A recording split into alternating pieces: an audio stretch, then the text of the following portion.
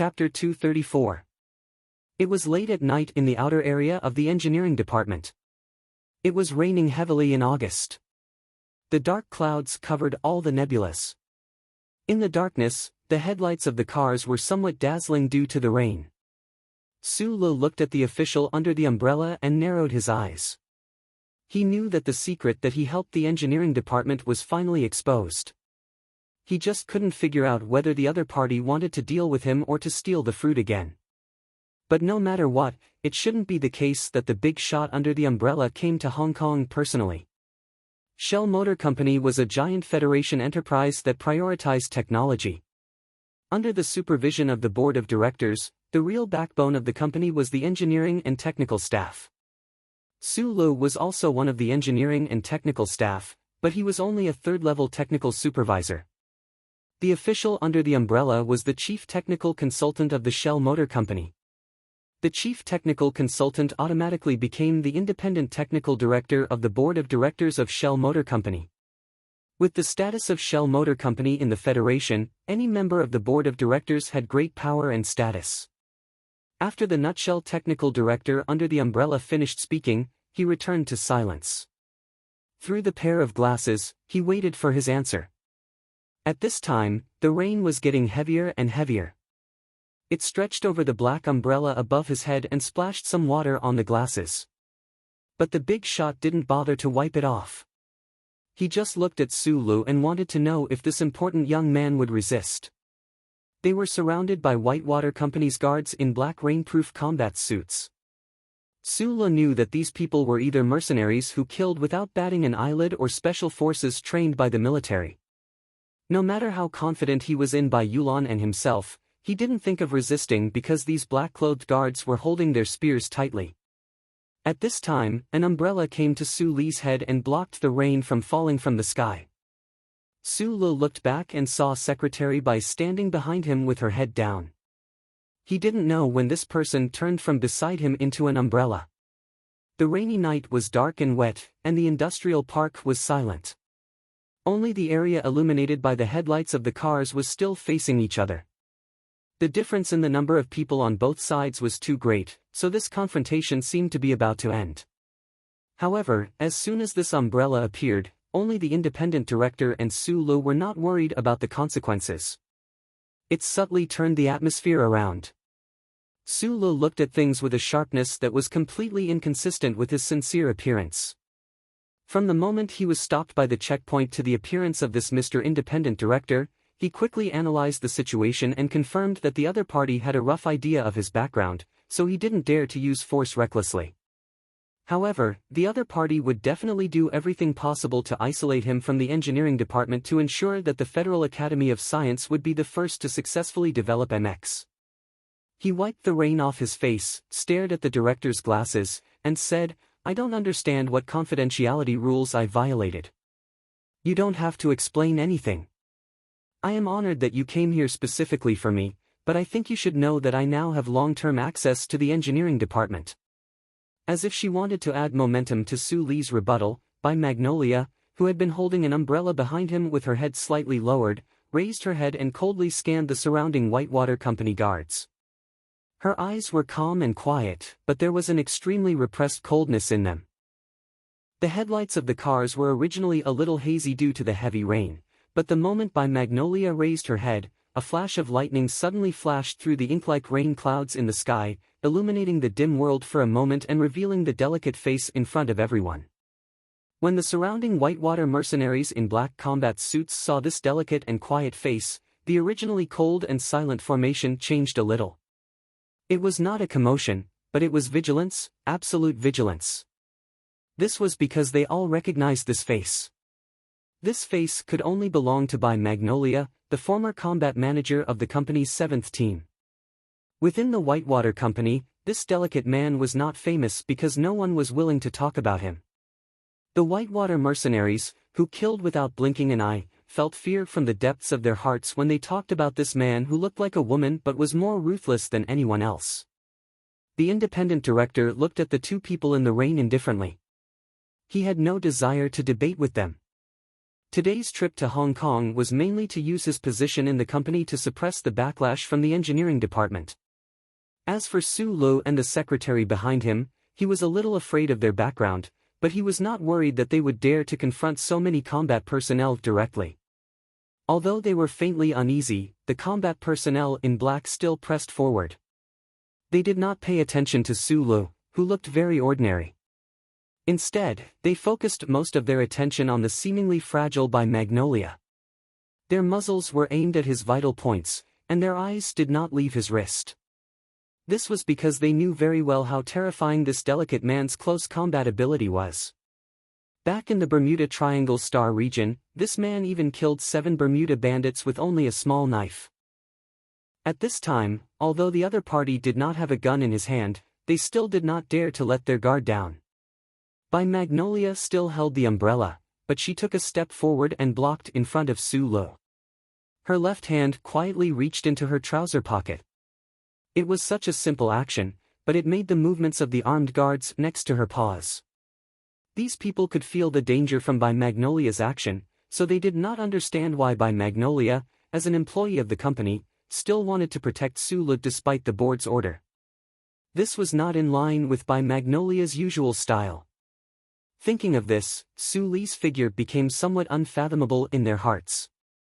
Clearly, this young technical director did not have the slightest unusual aura, but he was able to subdue this beautiful knife. It was really hard to imagine. By some time, Su Li knew that the current situation was very troublesome. If he did not resist, with the other party's strong power in the Federation, they could easily put him under house arrest for many days without doing anything to him. The chief technical director, seeing Su Li's slightly moving lips, suddenly said with a smile, "Don't try to resist. Although I don't want to, I think there should be a lot of people who would like to see an accident happen." Su Li's palm gently rested on Bai Yulan's shoulder, preventing her from unleashing a vicious attack. At this moment, 2 people hurriedly ran over from the engineering department.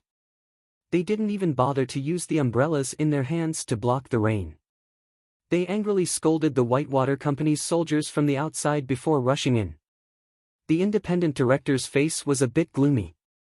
Although he knew that there was absolutely no way to hide what happened tonight from the engineering department, he did not expect that Jose could discover the board's little trick in such a short time under the cover of the dark night and heavy rain.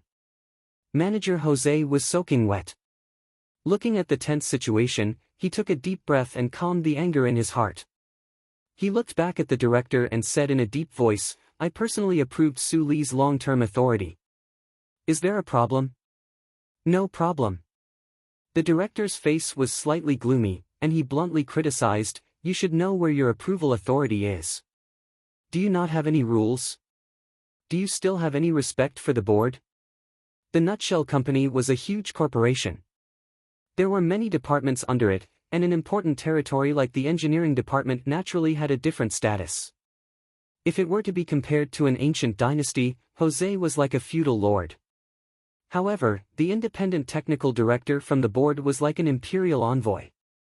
Unless the engineering department dared to rebel, whether it was in terms of power or qualifications, he had no way to go against the board. Therefore, the director used a reprimanding tone to speak and did not give Jose any face at all. In fact, in this tense situation tonight, the internal disputes of the Nutshell Company had already begun to appear.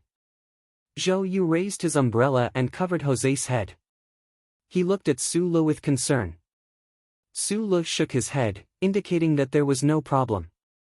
After Jose calmed down for a moment, he said to this big shot, "This is not a research institute, this is the engineering department. According to the rules of the board of directors, I have the qualifications to approve. If you have any objections to my qualifications, you can raise them at the board meeting, but do not make it difficult for our staff." Su Lu is a staff member of the engineering department. He was not in the past, not today, and definitely not in the future. The director said with a serious face, "You have the qualifications to approve, but do not forget that Su Lu came into contact with the top secret MX of the Federation. According to the classification, these approvals are in the company's headquarters. I don't remember when the board of directors gave you the right to make your own decisions. His next sentence directly shattered Jose's thoughts of wanting to protect Su Lu. The board of directors has an emergency meeting. We have temporarily stripped your qualifications to approve. All the new staff members who came into contact with MX in the past 2 months will all be brought back for investigation. This is the decision of the board of directors. If you object, please keep it to yourself. This was a very fatal problem. If the board of directors of Nutshell had really made such a decision, then Su Li's access rights would be considered illegal. The other party could investigate him in the name of violating the company's rules and regulations. They could even use the crime of coming into contact with the Federation's confidential data to send him to court. After saying this, the director no longer paid any attention to the silent Jose. He took 2 steps forward and walked into the range of the car's headlights. Looking at Su Lu, he said calmly, "Come with us. You know I won't make things difficult for you. However, during this period of time, you will need to rest somewhere else." Su Lu shook his head. After the incident at Hushan Road, the big shots in the Federation all knew of his relationship with the Tai family. Of course, they would not dare to kill him casually. However, if he resisted, they would be able to find a suitable reason. If he did not resist, they would be able to take him away and forcefully delay the engineering department's mecha development work. He just did not understand why the other party, who was clearly an independent director of Nutshell, would harm the company's interests and stand on the side of those people. You're just a director of Nutshell. You can't control me. Su Lu took out his ID from his shirt pocket and handed it to the director. He said, "This is my ID. It says on it that I have the authority of the Ministry of National Defense's General Assembly base. Unless the Minister of National Defense personally gives the order, no one can stop me from entering the engineering department tonight." Chapter 235. In the eyes of many people, Su Lu was just an ordinary guy, at least on the surface. After coming to the capital ring, there were too many outstanding men around him. Whether it was in terms of appearance or inner qualities, they were all much more eye-catching than him. So when he said those words, the director couldn't help but be stunned and began to re-examine him. After taking the ID and looking at it under the headlights of the car, the company's technical director didn't return the ID to Su Lu. He didn't say anything either. Instead, he turned around and walked toward the edge of the crowd. He took out his phone. The Whitewater Company's guards were still holding Su Lu and Bai Yulan in the middle. Without his order, no one dared to let them go. The director took out his encrypted phone and dialed a number. After a while, he asked in a gloomy voice, "Didn't you say that Su Lu and Zhou Yingxing shouldn't be related? That's just a cover. Why does Su Lu have the ID from the Department of Defense?" Secretary Luo's voice came from the other end of the phone. This close subordinate of Dean Lin of the Federal Academy of Science didn't seem to have expected that Su Lu would take out the special permission from the Department of Defense. He said with some surprise, "According to the analysis of the FBI, Su Lu and the daughter of the Zhou family should be working together. If that's the case, why would the Department of Defense get involved? Could it be the madam's idea?" The director asked in a low voice. He suddenly felt that the August rain was a little cold. "I'm not sure, but Mr. Director, since things have come to this point, we have to continue," Secretary Luo said softly on the other end of the phone. The faint sound of a violin came from the side. The director of the Federation's technical director had a very high status in the Federation. Facing Dean Lin's secretary, he naturally didn't show any fear. He said coldly, "If it's just an internal company matter, of course I can do it. However, this involves the Department of Defense. I don't want to have a conflict with the federal military." After a moment of silence, Secretary Luo said, "Please wait a moment. Dean Lin wants to talk to you." The technical director held the phone and stood under the umbrella. Suddenly, he felt a little unhappy. He turned around and coldly looked at his subordinate. He scolded, "How did you open the umbrella? Can't you see that my shoulders are wet?" The subordinate holding the umbrella panicked slightly and hurriedly extended the umbrella forward, but he didn't dare to say anything. He knew very well that the official he served had already panicked because of the Department of Defense authority that the other party had taken out. An old voice came from the phone. "It's only 4 in the morning. Fortunately, I have the habit of waking up early to play the violin." The technical director cursed in his heart. Who doesn't know that you usually wake up at 6 o'clock? Today, you can't sleep well. Even Secretary Luo is by your side. Naturally, you want to wait for news from me. However, the person on the other end of the line was, after all, a leading figure in the academic world of the Federation of Nations. After pondering for a moment, he said, Sula took out the authority of the Ministry of Defense. I have no choice. I have to leave first. The old voice on the other end of the phone was silent for a moment, then suddenly said in a deep voice, "So what if you have the authority of the Ministry of National Defense? After all, he is still an employee of Nutshell. I don't ask you to bring him in front of me, but I don't want this little soldier to crawl under the Ministry of Engineering again. You know what this means." Hearing the angry voice on the other end of the line, the director's expression became cold. He thought that in the face of material gain, this old guy finally didn't care about the so-called demeanor anymore. He said into the phone, "I'm sorry, but I can't comply. I know that you don't want to be pressured by the military, but you shouldn't overestimate the power of the Tai family." The leader of the academic world of the Federation of Nations on the other end of the line softened his tone and said, "In fact, I don't know how that little guy from the Li family convinced you, but I think that since you stood on his side from the beginning, he must be very willing to let you stand on his side." Hearing the two words Li family, the director's expression became slightly pale. He slowly hung up the phone and walked towards the center of the crowd. In this short distance, he thought of a lot of things.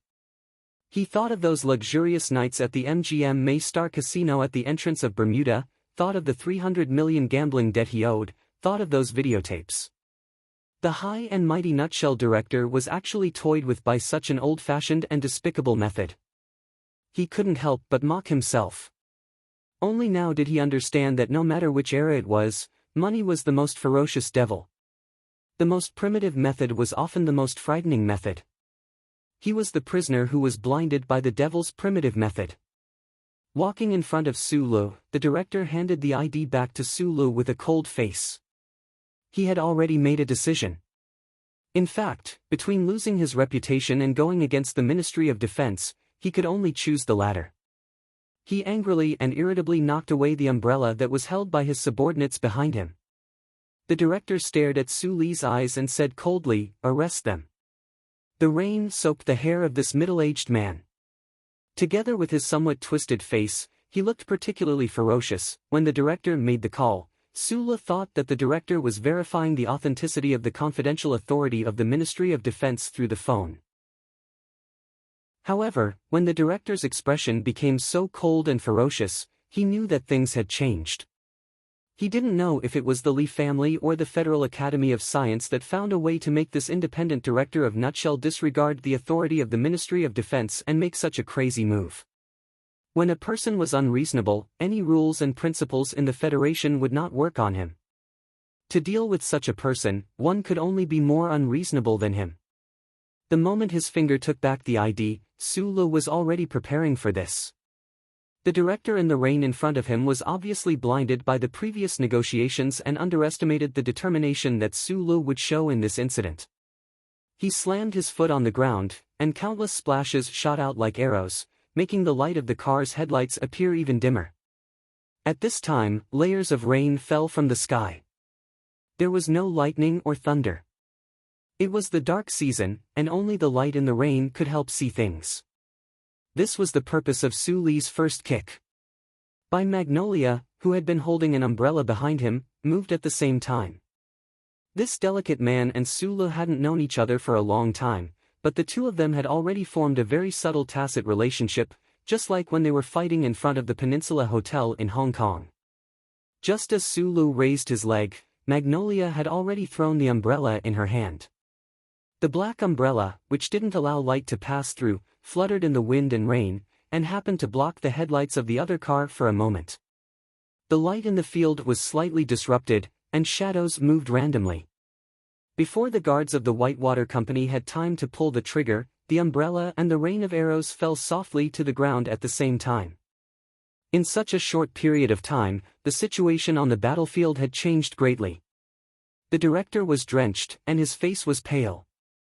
His neck was tightly gripped by Su Shou's right hand, and he was dragged to the front of the car. Su Lu used his body to block the aim of the guns. By Magnolia, like a shadow, also came to his side, but didn't look for any obstacles. He just lowered his head slightly, observing the movements of his colleagues in the rain. He didn't have a gun in his hand, only a delicate knife. "Put down your guns," Su Lu said to the surrounding Whitewater Company guards. The guards didn't react at all. In the middle of the encirclement, the two people held the director hostage. In addition to fear, these well-trained mercenaries felt more shame. At this time, it was impossible for them to throw away the guns in their hands. Instead, they held their guns and approached the car inch by inch. The rain hit the metal guns, the hands that held the guns steadily, and everyone's heart. No one knew what would happen in the next moment. Su Lu narrowed his eyes and found that the situation was out of control. He cautiously moved his head to the director's ear and whispered, "This shouldn't be the ending you want. I don't want to kill people, but I don't want to go with you either. Is there any better way?" The paleness on the director's face gradually faded. He said, "This is great. Attacking a senior officer and taking a hostage. Regardless of whether you can clear these charges or not, you can't enter the engineering department again. Of course, if you kill me, your life is over." The rain hit Su Li's face. After a moment of silence, he asked, "What do those people know about you? Do I need to tell you?" The director sneered. The expression on his face was still ferocious, but then he let out a painful groan. Following this miserable groan, the surrounding security personnel stopped in their tracks. Looking at the scene in front of the car, they revealed a trace of uneasiness. By Magnolia stabbed the knife directly into the director's groin. His delicate hand was still holding the slender knife tightly. He lowered his head in the rain and didn't look at the gloomy gun barrels that were close at hand. He said softly, "Everyone here is an expert. You should know that if my hand trembles now, the knife will cut open Mr. Director's aorta. If you can kill me in one shot, when I fall, the tip of the knife will cut open a section of the aorta. When the time comes, the severed blood vessels will shrink into the muscles, and you won't be able to find it no matter how hard you look. I'm rarely so long-winded." By Magnolia raised his head and let the rain slide down his face. He looked at the gun barrels around him and said seriously, "I'm worried that there are novices among you who can't see this." The mercenaries of the Whitewater Company were all veterans. The leader of the team waved his arm and stopped his subordinates from advancing. He no longer tried to pressure the two young kidnappers with his aura. He knew that every word by Magnolia said was true, and it was obvious that the other party was cold-blooded to the extreme and would not make mistakes like he did. "What are you waiting for?" The director's face was distorted. He reprimanded them loudly, "You are a bunch of trash." There was no one in this world who was not afraid of death, and the respected chief technical director was even more so. However, he did not think that the two kidnappers would dare to kill him, because Su Lu had a strong background and a bright future. Such a person would never do something as unsightly as a life and death struggle. The pain in his leg was very real, but this kind of pain made him a little crazy. He angrily scolded the Whitewater guards who did not dare to step forward. At the same time, he turned his head and scolded Su Lu fiercely, "Young man, you're finished. No matter the outcome, just because of this incident, the entire Federation will not tolerate you." At this time, Director Jose had already been pushed aside by the guards. He anxiously shouted to Su Lu across the crowd, "Su Lu, don't do anything stupid." The security work of the engineering department was originally contracted by the Whitewater Company. Although he was the director of the engineering department, he could not command these paramilitary personnel. Moreover, the director was currently in Su Li's hands. That Secretary Bai had actually stabbed the director so carelessly. This fact made him feel unprecedented pressure. They knew that Su Lu could not be tied up without a fight, but if he persisted, what if the Whitewater Guards really wanted to kill him? He subconsciously wanted Zhou Yu to inform Secretary Shen, regardless of whether it was too late. Who knew that when he turned around, he would find that there was no one beside him? Su Lu did not pay attention to the shouts of these two people. He just narrowed his eyes in the dark rain and watched the movements of the guards. When he saw the index finger of the captain slowly move away from the trigger, he felt slightly relieved.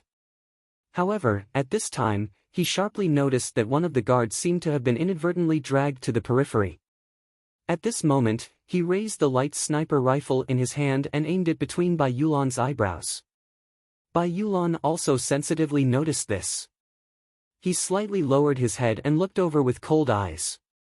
If this was in the past, he would definitely rush into the crowd at this time, even if the other party was also a well-trained mercenary. However, at this moment, he could only coldly look at the gunman, because Su Lu was still behind him. A sense of danger surged in Su Li's heart, just like when the Special Task Force agent appeared in Linhai during the New Year. The gunman was probably not one of the director's men. If he opened fire now, it would be a chaotic battle. He was afraid that the director and Su Lu would die on the spot, and the real mastermind behind the scenes would be able to get away scot-free. Thinking of this, he could not do anything, because once he raised his hands and surrendered, all his previous efforts would be in vain. However, the light in his eyes gradually dimmed, as if he had not noticed anything that he thought for a long time, but in reality, in the rainy night, it only took a blink of an eye. The Whitewater Company's guards were still aiming their guns at Su Lu and Bai Yulan, but the gunman outside the crowd had already coldly pulled the trigger. After a muffled sound, a bullet lit up in the rainy night. It slid past the edge of the car's headlights, whistled through the puddles, and shot into the hard ground of the industrial park. Su Lu and Bai Yulan both had time to dodge, but this shot missed. This was because at the moment before the gunman opened fire, a figure used the cover of the rainy night to quietly go behind the gunman from behind. A palm hit the gunman's elbow, interfering with his shooting, and at the same time, a palm strike was viciously aimed at the gunman's neck. The gunman was a very strong character, as he was able to react in such a short time. He turned his head and dodged the palm strike. In the dim rain, he could clearly see that the attacker was the gentle engineer from the engineering department. He did not pay much attention to it, as he was prepared to knock down the engineer and then take advantage of the chaos to escape. The poor gunman did not know that this seemingly gentle engineer was the most outstanding student in this batch of the First Military Academy. Although he was not as meticulous as his predecessors, Shenli and Shi Qinghai, he still had extremely strong mobility. With a crisp crack, Zhou Yu, whose military uniform was already drenched in sweat, used 3 extremely simple and practical movements to knock the gunman to the ground. He also broke the gunman's upper arm in passing. His attack was extremely ruthless. The moment the gunshot rang out, no one would think about where the gunshot came from. Instead, they would think about who the gunshot had hit. After the well-trained Whitewater Company guards found that no one was hit, they did not go crazy and start firing randomly. However, the situation was complicated, and no one knew what was going on. Those gun barrels could spew out flames at any time. 2 military helicopters flew over at high speed, and the sound of gunshots rang out amidst the flames. In the rain, a deep trench was plowed on the ground by the powerful guns and cannons. We are Unit 8384 of the Harbor City Garrison District. Everyone, put down your weapons immediately, put down your weapons immediately. Otherwise, we will kill without mercy, kill without mercy. From the dark green military helicopter's microphone, a stern voice sounded, as if it was explaining the power of his order. The rotary gun barrels on the aircraft began to rotate at high speed again, making bursts of metal grinding sounds in the rainy night. A deep trench appeared on the hard ground of the industrial park. The high temperature was still maintained in the marks made by the high-speed bullets. The rainwater that fell into the trench sizzled and turned into a faint mist. The debris that was blown away by the powerful firepower of Darren's rotary gun hit the edge of the car, and the metal doors were densely packed with small dots. Although the majority of the Whitewater Company guards were former soldiers of the Federation, their current status was only that of mercenaries. Facing the imposing federal military helicopters, they did not have any intention of resisting. Moreover, the unreasonable gunfire from the cannons had already proved the viciousness of these soldiers. In a situation where they did not have heavy weapons, wanting to face the federal army head-on was like a bare-handed person fighting a military mech. In this world, there were not that many Feng Yu and Su Lu. Supervisor Jose stared blankly at the dark green helicopter that landed on the ground, at the Federation soldiers that filed out, and then at the Whitewater Company guards that put down their weapons under Darren's gun barrel. For a moment, he could not help but be stunned. He did not understand what had happened, and why Unit 8384 of the Garrison District would suddenly appear here. An officer walked down from the helicopter, and the rainwater hit his military cap, making patter sounds. The officer did not care about the strange gazes around him. Instead, he hurriedly jogged in front of Su Lu, and with a clap, he saluted and said in a deep voice, "Under the orders of the Ministry of National Defense, Unit 8384's Major Lan Xiaolong is here to report to the Chief. We await the Chief's orders." Chapter 236. The rain gradually lessened, but the night wind began to seize the last moments of the summer to travel through the plains and mountains to the south of the port city. With the addition of the wind stirred up by the two helicopters, it appeared to be a bit stronger. It swept up slightly moist water droplets and slapped onto people's faces, making them wet and cold. In the wind and rain, Su Lu heard someone call him "Chief" for the first time. He couldn't help but be stunned. He thought to himself that he was only a captain, but this officer was a colonel. How exactly were these ranks divided? On the side, Manager Jose had long been shocked by these soldiers of the Federation. Although he had a lot of dealings with the military, when he saw two combat helicopters and a large group of fully armed soldiers brazenly entering the industrial park just for Su Lu, he naturally had more thoughts in his mind. The major named Lan Xiaolong saluted Su Lu. After receiving his response, he took a step to the left and looked at the director, who was half leaning on the front of the car with a serious expression.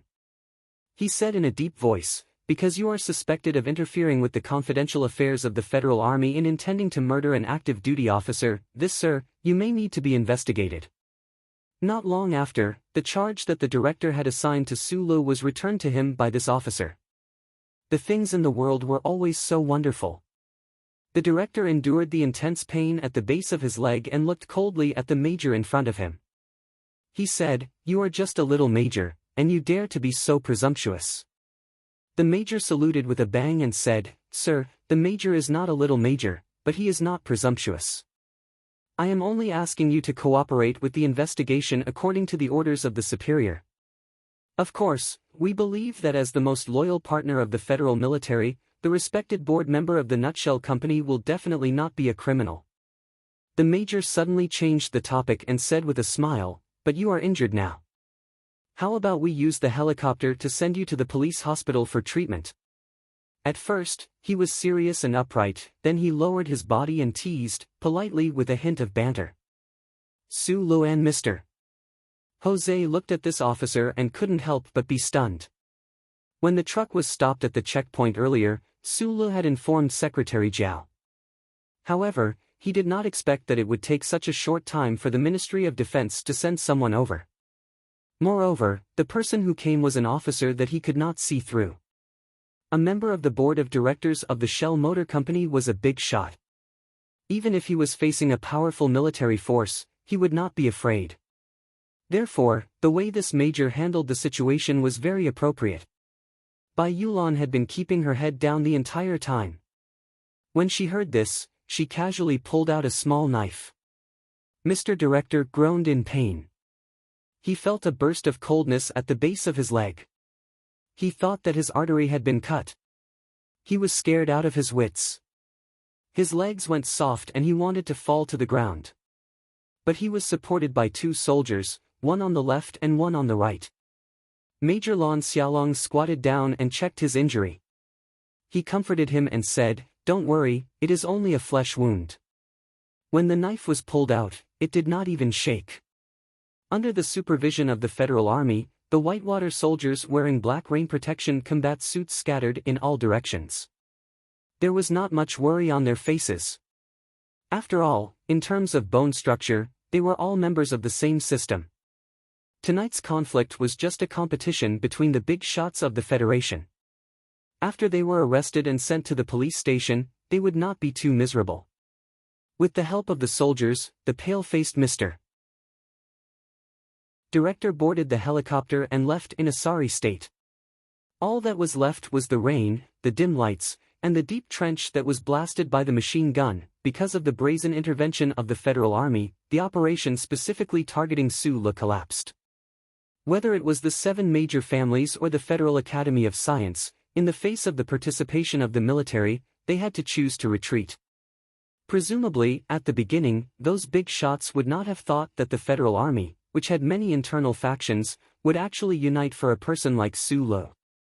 They would not hesitate to shed all pretense of cordiality with them. In the end, it was these big shots from the secular world who did not understand the iron will of the Federal Army and the strong desire to win the war for the Empire. The only pity was that the assassin that was subdued by Zhou Yu still chewed up the poison pill buried deep in the mucous membranes of his mouth even though he had lost an arm. This kind of extreme method of burying poison, even Zhou Yu, who had received professional training, was not able to discover it in the first moment. No assassin is willing to die. He must have a backup plan. Under the pursuit of charter, his only backup plan is to leave the Federation and go as far as Bermuda. Zhou Yu took off his wet clothes and said to Sulu. In order to escape the pursuit of the Federation as quickly as possible, this assassin's backup plan could only be at the spaceport in Harbor City. Sulu immediately understood Zhou Yu's meaning. He turned his head and whispered a few words to Major Lan Xiaolong. The other party called him Chief. He did not know if the other party was joking or not, but he did not really think that he could order the other party to do things. Lan Xiaolong nodded with a serious expression and reported this information to the relevant departments in the garrison. After the phone call, his eyes fell on Magnolia Bai, who was beside Sulu.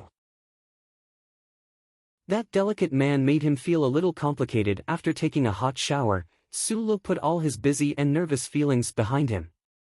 In the underground office of the engineering department, he dialed Secretary Zhao's number.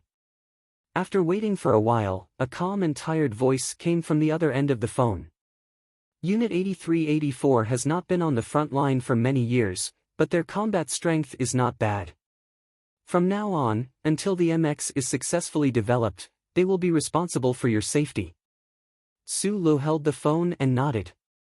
Facing the eyes of the aristocratic families and the politicians, as well as the power and dark methods, he was indeed a little tired. Being able to obtain the protection of the Federal Army was naturally the best way. He did not have to worry about his own safety anymore. However, he heard something else from the voice of this big boss of the Department of Defense.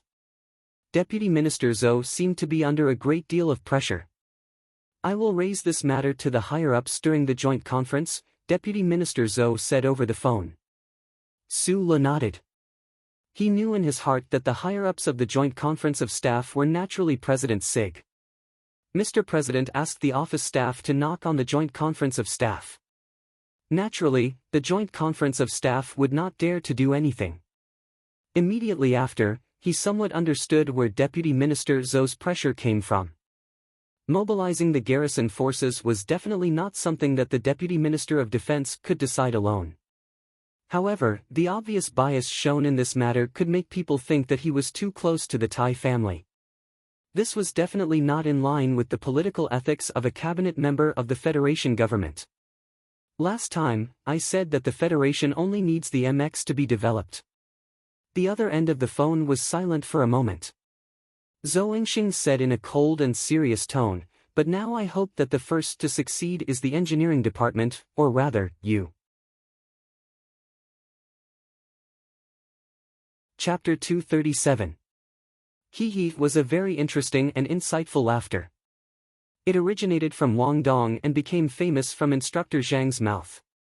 I liked Zhang Lu's commentary the most, especially when he was paired with Ah Huang. Every weekend, I would only hear the two of them laughing obscenely. It was great. Now, Instructor Zhang had the voice but not the form. Without sarcasm or sarcasm in crosstalk, what kind of art would it be? I had also been hee these 2 days because I was really proud. Especially now that the work was completed, the feeling of pride was even stronger. I couldn't help but chuckle a few more times. I was so proud of myself that I said I was going to explode. In these 7 days, I wrote 75,000 words. If I don't compare myself to other awesome people, just looking at my career of making up stories to entertain everyone, this is really the first time. I have never worked so hard before. Moreover, my effort was so beautiful that it went straight to the point where my nature was playful. I was proud of everyone. I had asked for votes in the last 2 hours, but I still managed to get so many votes. I had always been a narcissist, especially after 7 days. I thought that I was a hard-working and hidden talent. However, I didn't expect that everyone was the one who had truly hidden their talent. You were indeed better than me. If there were no accidents, I should be 4th this month. I was very satisfied. Thank you everyone. Compared to last month's 4th, I felt much more comfortable and at ease. That was because last month's work was really bad and the writing was average. Oh right, this was the 3rd reason why I was so proud of myself. This month, it was more of one thing. The key was that I seemed to have found the rhythm of writing this kind of story, just like how Su Lu was trying to capture the rhythm of the magnolia. The later parts of the story would occasionally stagnate, but that was basically because my brain was blocked. Most of the time, the story of the spy began to move forward, and I was very pleased with this. At the beginning of the month, I had promised everyone that I would write 200,000 words this month. Wait a minute, I had to count the words. When I came back, I had written about 230,000 words. I thought it would be a lot more. I was about to say that I had exceeded the quota, but it seems that I had to say that I had perfectly completed the task. The reason for the 7 days of exploding was actually mentioned in the announcement. The main reason was that I was relatively free at the end of the month, so I had time to play. Next month, I would be too busy. Well, that was the main point. Next month, I would be really busy. There were too many things for a family man to do. Moreover, I was in a foreign land. Everyone knew that only my leader and I had to work hard. There were many things that we had to do by ourselves. We couldn't ask for help, so I was busy and busy. I would like to formally inform everyone that my goal for September is to get 150,000 words. Promise to keep updating, but I really didn't have time. Chapter 238. These last words of Deputy Minister Zhou finally revealed a sliver of the pressure he was under.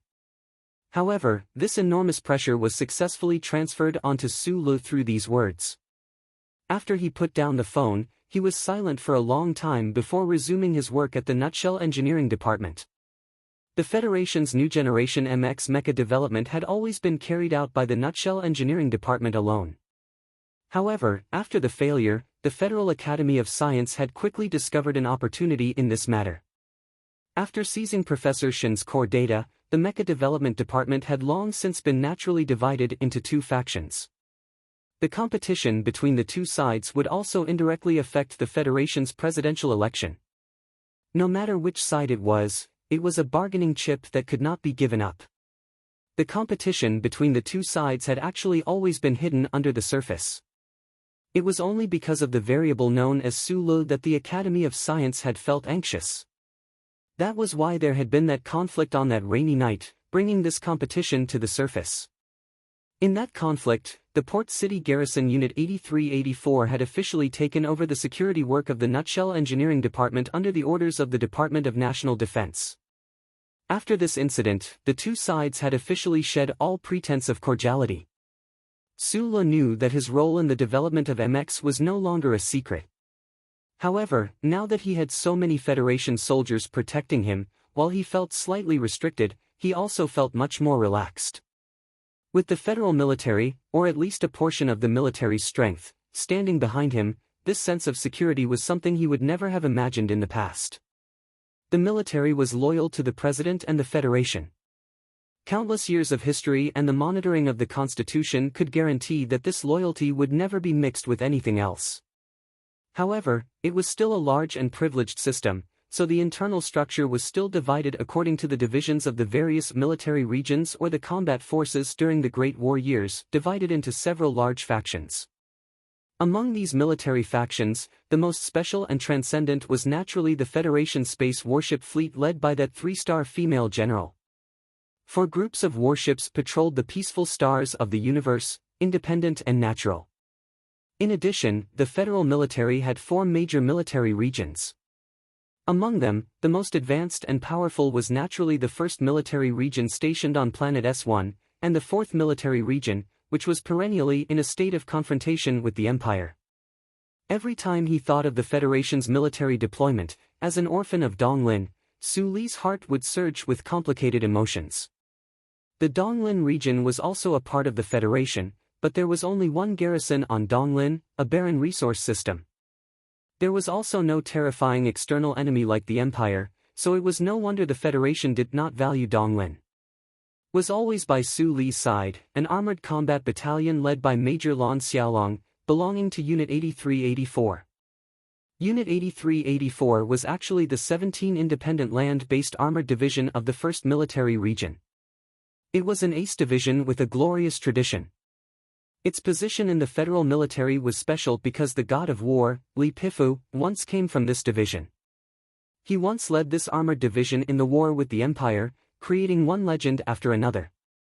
Many years ago, Li Pifu left the 17 Armored Division and rose to become the commander of the federal military. After finally living in seclusion, the Department of Defense and the 1st Military Region headquarters were endlessly distressed about how to arrange the 17 Armored Division. The political requirements of the Federation were destined to not let this legend be destroyed, just like how no one dared to let the god of war, Li Pifu, a statue-level figure, fail even once.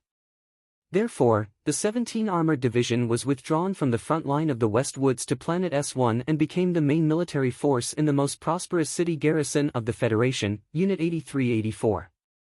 Since they wanted an undefeated legend, if they didn't let this division go to war, naturally, they would never be defeated. Because of this secret meaning that couldn't be said out loud, the 17 Armored Division didn't participate in a real battle for many years. Even when the federal military arranged for the various military regions to take turns to fight on the front line of the West Woods, they didn't have a part to play in it. Until one time, when the god of war expressed his concern about the combat strength of the old division in his hometown in Philadelphia. Then, like a little wife, his disciples took some combat personnel below platoon level from the 17 Armored Division and sent them to Bermuda as a show of respect to the god of war. The Ace Armored Division had become a decoration because of political needs. Based in the place for a long time, interacting with society, and being influenced by the lights, the iron-blooded troops gradually became silent and mediocre in the most prosperous area of the Federation. Just like the number of their garrison, they became a little more like 8384. Although there are a lot of mountains in the military, places like the 1st Military Region are all silent places for the senior generals because the 1st Military Region is always shrouded in the glory of the god of war. When Zhou Yu mentioned that name, his expression became a little serious.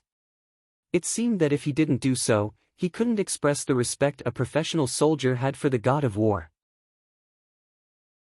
I heard that the Li family has some influence in the 1st Military Region. After all, they are a family with a long history, and they have been sparing no effort to sponsor the living area of the military region. It seems like they don't care about the cost and just want to get some benefits. But you don't have to worry about anything. After all, the Li family is not the Zhong family. No matter how big their influence on the military is, it's limited. This was already something that happened a few days later. Su Lu was asking Zhou Yu about the complicated factions in the military. There was no less gossip and secret information in the military than in society. Zhou Yu, who was respected by his classmates and loved by his teachers in the 1st Military Academy, had a very clear understanding of the factions in the military. His fingers left the workbench, and he rubbed his temples tiredly. He leaned back in his chair and listened to Zhou Yu's explanation. However, his eyes drifted to the corner of the warehouse. In the past few days, he had already noticed that the major called Lan Xiaolong should know Bai Yulan. Because he forgot that Secretary Bai had once mentioned that he was from the 17th Armored Division, he didn't quite understand. In that corner, Major Lan Xiaolong was squatting on the ground and smoking. He was whispering something to Bai Yulan beside him. Bai Yulan still had a calm and gentle appearance. She crossed her arms, leaned against the wall, and lowered her head slightly. After a long time, she would reply softly. "That matter has already faded. Do you want me to go talk to the division commander and transfer you back from Whitewater?" Lan Xiaolong squatted on the ground and said, "The money in the military will definitely not be as much as you are now, but you will still have a status, and it will be much more stable." Bai Yulan looked at the tips of her shining boots and said softly, "You are already a major. Should I go back and start as a soldier? I got my position as a major through flattery. Why did I rush over with 2 helicopters this time? I know that this is a relationship between the big shots in the Federation, but I still have to take the risk. Also, that vice minister might really become a major next year. Why should I be afraid of taking a risk?" Lan Xiaolong nagged, "You are much more capable than me. When I was a company commander in the recruit camp, you could eat me alive. Go back to the 17th Armored Division and work hard for 2 years. Then the division commander will transfer you to his side and train you. Being a major is nothing." Unit 8384. Bai Yulan softly repeated the unit number of her old unit. She laughed at herself and said softly, "I am not from the 17th Armored Division anymore. Life in Hong Kong is too easy. You are invited to those clubs every day. I am not used to this kind of life. I also like to enjoy myself, but I don't want to do this kind of thing in uniform. I wear plain clothes every time I go there." Lan Xiaolong said angrily. Bai Yulan lowered her head, smiled and said, "But I still don't have the face to go back. The Department of National Defense only let my division go after the war god gave the order. I went with the first batch, but I was the only one who came back alive. I made the 17th Division lose all its face. From then on, the military never even mentioned the matter of taking turns to battle. From this point of view, I also made the war god lose face once. Don't talk nonsense.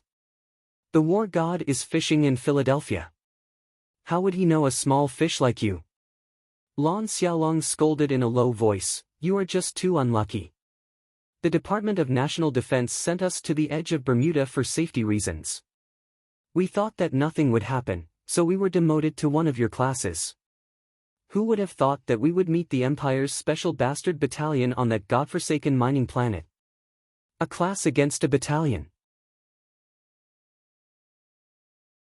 He took out his phone and switched to the Federation's news channel. He saw the male anchor on the screen saying in an excited tone, "Regarding the birth of this revolutionary mecha, how significant its military significance to the Federation, we would like to ask Professor Zhang of the Institute of Mechanical Engineering at the Academy of Sciences."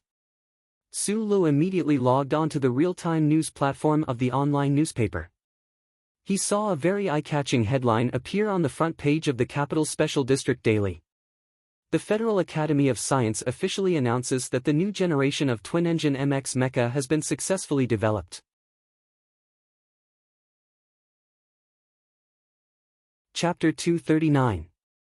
The atmosphere in the underground storeroom suddenly became stifling. Bai Yulan walked behind Su Lu and lowered her head to look at the contents of the news.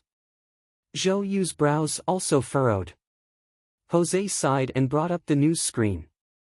Su Li's gaze moved away from the phone and landed on the news screen again. His eyes narrowed, and he remained silent.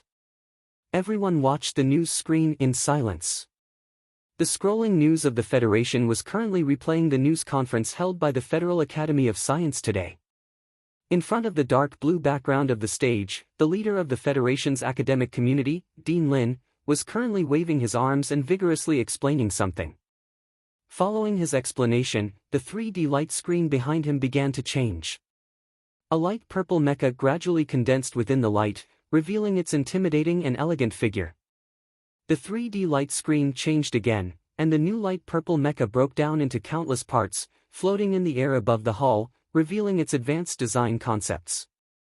In particular, the streamlined twin engines floating in the middle attracted everyone's attention. Countless cameras in the press conference were focused on the stage. The reporters were so shocked that they couldn't ask any questions. They all vaguely knew that the Federation was researching this revolutionary new mecha, but they didn't know that the Academy of Science had actually quietly succeeded in developing it. They knew better than the average citizen what kind of glory this new dual-engine mecha would bring to the Federation. This is a new era, an era that belongs to MX. Dean Lin placed both hands on the stage and used an extremely dignified gaze to calmly scan the surroundings as he spoke slowly. As his voice fell, the parts of the new mecha scattered around the 3D light screen began to gather towards the center. Accompanied by the beautiful sound of metal assembling, the new light purple MX was reassembled, emitting a faint glow. At the same time, the blue background suddenly turned into a soft existence like flowing water, pouring down like mercury. A realistic purple streamlined MX mecha appeared in front of everyone's eyes, gradually merging with the mecha in the three-dimensional light beam image. Then, the light beam dissipated, leaving behind the new mecha that was 7 meters tall. Looking coldly and proudly at everyone at the press conference, the rolling news had ended, and the warehouse of the Shell Engineering Department was still silent. A depressing atmosphere hung over everyone's head. Supervisor Jose's face was pale, and Sulu lowered his head. Zhou Yu clenched his fists tightly. Secretary Bai tilted her head to look at him. Only Major Lan Xiaolong did not understand why these people seemed so dejected. The white MX mech that was fixed to the wall of the quarantine zone had yet to be assembled. Its 3 thick and heavy mechanical arms were slowly adjusting. The body of the white mech was slightly tilted to one side, as if it was watching the news in a daze. Even it did not understand why that purple goblin on the screen had been born before it. No one knew better than the people present what the Federal Academy of Sciences' announcement of the successful development of the MX mech represented.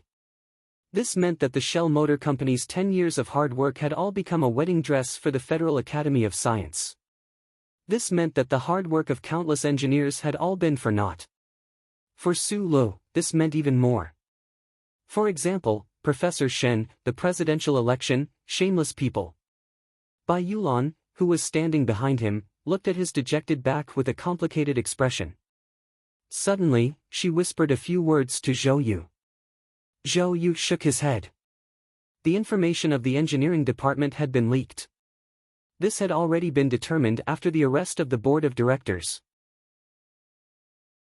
However, the most suspicious person, Supervisor Hao, had already been transferred away before the incident. From a certain perspective, this senior supervisor's actions were equivalent to betraying the Tai family and also betraying the Nutshell Engineering Department. However, this senior supervisor also had his own background. If this was really his doing, then he had now climbed up another big tree. The Federation was a place where rules were followed. The Tai family could not just drag out that supervisor and kill him. There were also no leads on the spaceship that the gunman had escaped from. Therefore, the crux of the matter now was the speed of the development of the MX mech. The Nutshell Engineering Department and Sulu had allowed for failure, but the Academy of Science had rushed to announce the success first. Sulu thought of the pressure Deputy Minister Zhou had displayed on the phone and those words he had said. He knew that he could not lose. He lowered his head and rubbed his disheveled hair. Both his feet were on the chair, but he did not express any opinion. At the same time, in the Nutshell Engineering Department not far from this backup storage, the atmosphere had also become extremely strange. More than 200 of the company's top engineers were silently looking at the large holographic screen on the ceiling. They were looking at the scene of the Federal Academy of Sciences press conference. A feeling of disappointment and defeat pervaded the air. A very long time passed, but still, no one spoke. The work that had been busy for many days also came to a temporary halt. Only a female engineer wearing cute round glasses stood up with curiosity. She stared at the beautiful yet murderous light purple mecha on the news screen. She compared it with the blueprint of the MX mecha on her workbench and found some differences.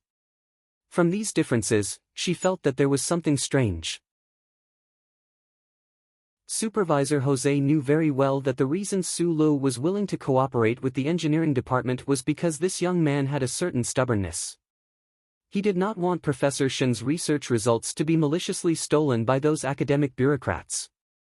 He also knew how much effort Su Lu had put in for this new mecha. Many sleepless days and nights had all been spent on this matter. Looking at that somewhat dejected back, he could not help but be a little worried. Would this young prodigy find it difficult to accept this result? However, right now, his mood was also unusually cold.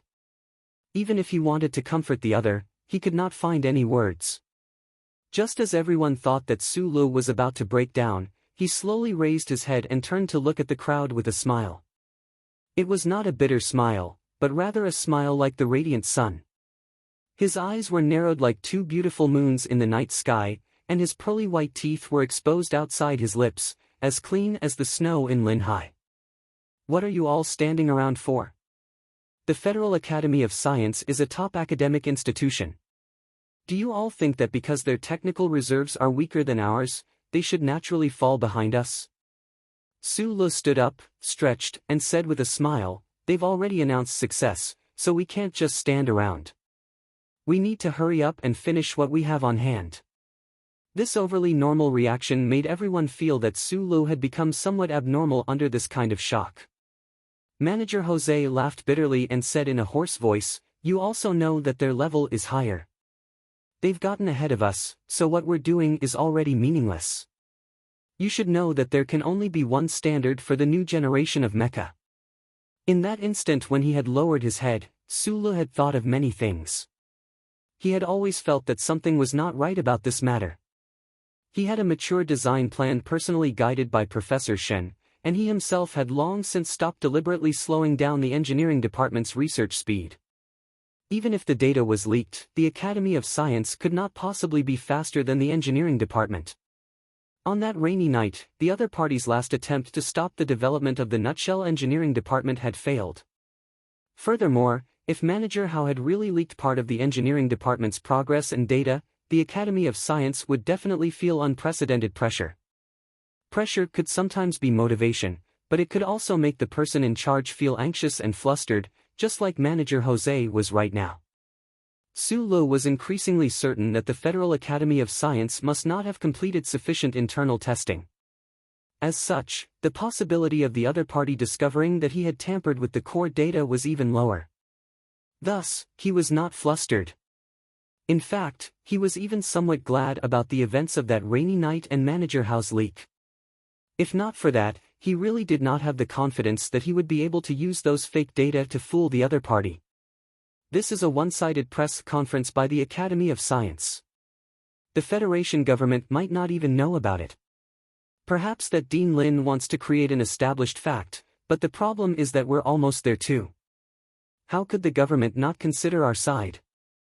He smiled and said to everyone, "This press conference was very well done, but I keep having this feeling that the bigger their momentum now, the more embarrassing it will be in the future."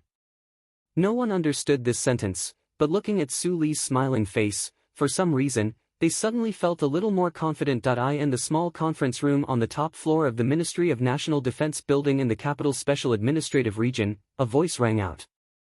The owner of the voice was President Sieg's scientific advisor.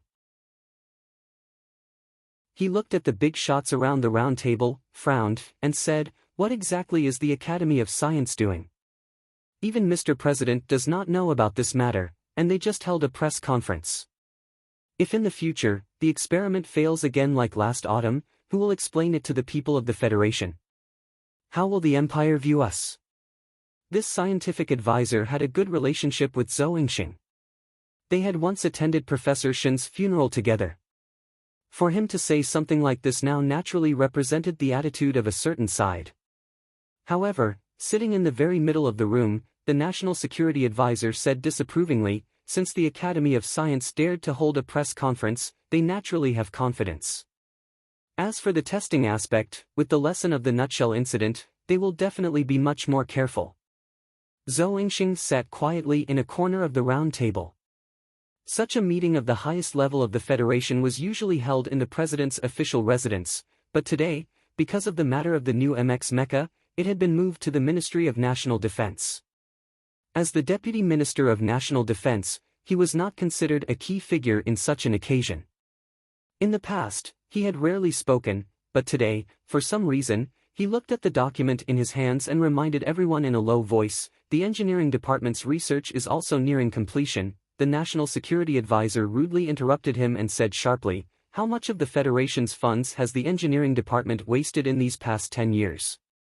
In the end, all they made last year was a piece of trash that could explode. So what if their research is successful this time? Could it be that the Federation's new generation of mecha coexists with two standards? Then in the future, which standard will be used to equip the troops?" At this time, President Sieg was still inspecting South Kazhou.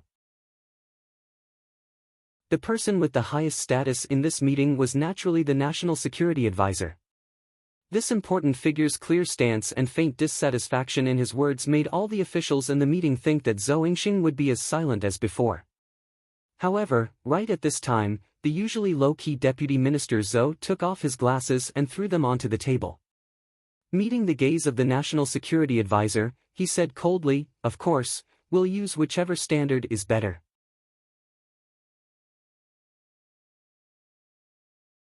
Chapter 240. The glasses fell on the smooth table and made a soft sound. It was a little harsh. Zhou Yingxing's cold retort at this time made everyone feel even more surprised. The most powerful political figures in the Federation were sitting in the small conference room, so naturally, they would not show this kind of surprise on their faces. They continued to look at the documents with their heads down as before, drinking tea as if they had not heard anything. However, they were all shocked and confused. They did not understand why Zhou Yingxing would jump out of his silence and confront the National Security Advisor directly. The National Security Advisor's expression was somewhat ugly. After a moment, he said calmly, "So we have to wait for Nutshell? The question is, how long do you have to wait? How long does the Federation have to wait? 3 months? Half a year? We can wait, but will those ambitious people in the Empire wait?" Everyone here should be aware that the Empire's new mecha had already been in development since 3 years ago. Although we still don't know how far they have progressed, we have to make our own preparations. If the MX is equipped to the front lines a day earlier, the Federation's brave soldiers may have one less sacrifice. I disagree with Deputy Minister Zhou's opinion. We shouldn't have to wait for too long. Zhou Yingxing calmly looked at the documents in front of him and said, "But if we don't wait and unilaterally adopt the new mecha standards of the Academy of Science, how will we appease Nutshell? As far as I know, there are hundreds of engineers and tens of thousands of workers in the engineering department who have put in years of hard work for this mecha. How long is not too long?" The National Security Advisor looked coldly at Zhou Yingxing and said, "As the President's National Security Advisor, I cannot disregard the safety of the Federation just to appease the employees of one company." The atmosphere in the conference room had long become somewhat tense. It was not common to see the Deputy Minister of Defense face to face with the National Security Advisor, so most people chose to remain silent. Even the scientific advisor, who was secretly on Zhou Yingxing's side, could not confirm how long Nutshell would take, so it was not convenient for him to offer his support. "I think the Nutshell should stop for now." Mr. Security Consultant looked into Zhou Yingxing's eyes and said firmly. At this moment, an official who had been sitting at the corner of the round table suddenly smiled at the crowd and said, "I think we can wait for 2 more days." The people in the meeting room naturally knew that this young official was the Deputy Director of the Office of the President's Residence, Boog. As the Deputy Director of the Office of the President's Residence, his level of authority was not high, but because of his relationship with the President, he was able to attend the meeting. Could it be that he was speaking on behalf of the President? In a moment of doubt and silence, Deputy Director Boog looked at the security consultant and said politely, "The key is time. It's not appropriate to wait too long." He then turned to Zhou Yingxing and asked calmly, "The Department of National Defense should be monitoring the progress of the Shell Engineering Department. Can you give me a specific time?" After a moment of silence, Zhou Yingxing said, 1 week. A joint meeting that appeared to be tit for tat on the surface, but which was surging in the dark, thus ended. The Federation government still had not made any specific follow-up measures in response to the explosive news from the Academy of Science. Just outside the meeting room, the security consultant dialed the president's top-secret phone number.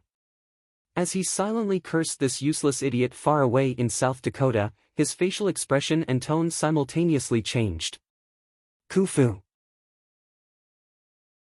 The security consultant had an extremely close relationship with President Sieg, so he directly called out the president's name. Moreover, there was a trace of friendly concern in his warm tone. Regarding the matter of the new mecha, what exactly do you think?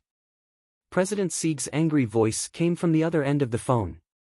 The Academy of Science actually released the news without informing the government. Does that Lin fellow still have any respect for me, the president? The security consultant softly comforted him and said a few words on behalf of the Federal Academy of Science. Only then did the president's anger dissipate slightly. After hanging up the phone, he touched his silver hair and could not help but shake his head. He thought to himself that this friend and student of his was really an idiot. If he had not taken care of many things for him these past few years, he was afraid that he really would have become the most laughable president in the history of the Federation. After Zhou Yingxing left the meeting room, he directly went to his office. Secretary Jiao, who had been following behind him, quickly dialed the number of the Shell Engineering Department in Hong Kong and found Su Lu. "You only have 1 week," Li Yao said. Secretary Jiao thought of the tired state of the president and said in a more serious tone, "The minister has already done his best." In a manor on the outskirts of the capital of Nank State, special task force agents dressed in dark suits were vigilantly watching everything that was happening outside the manor.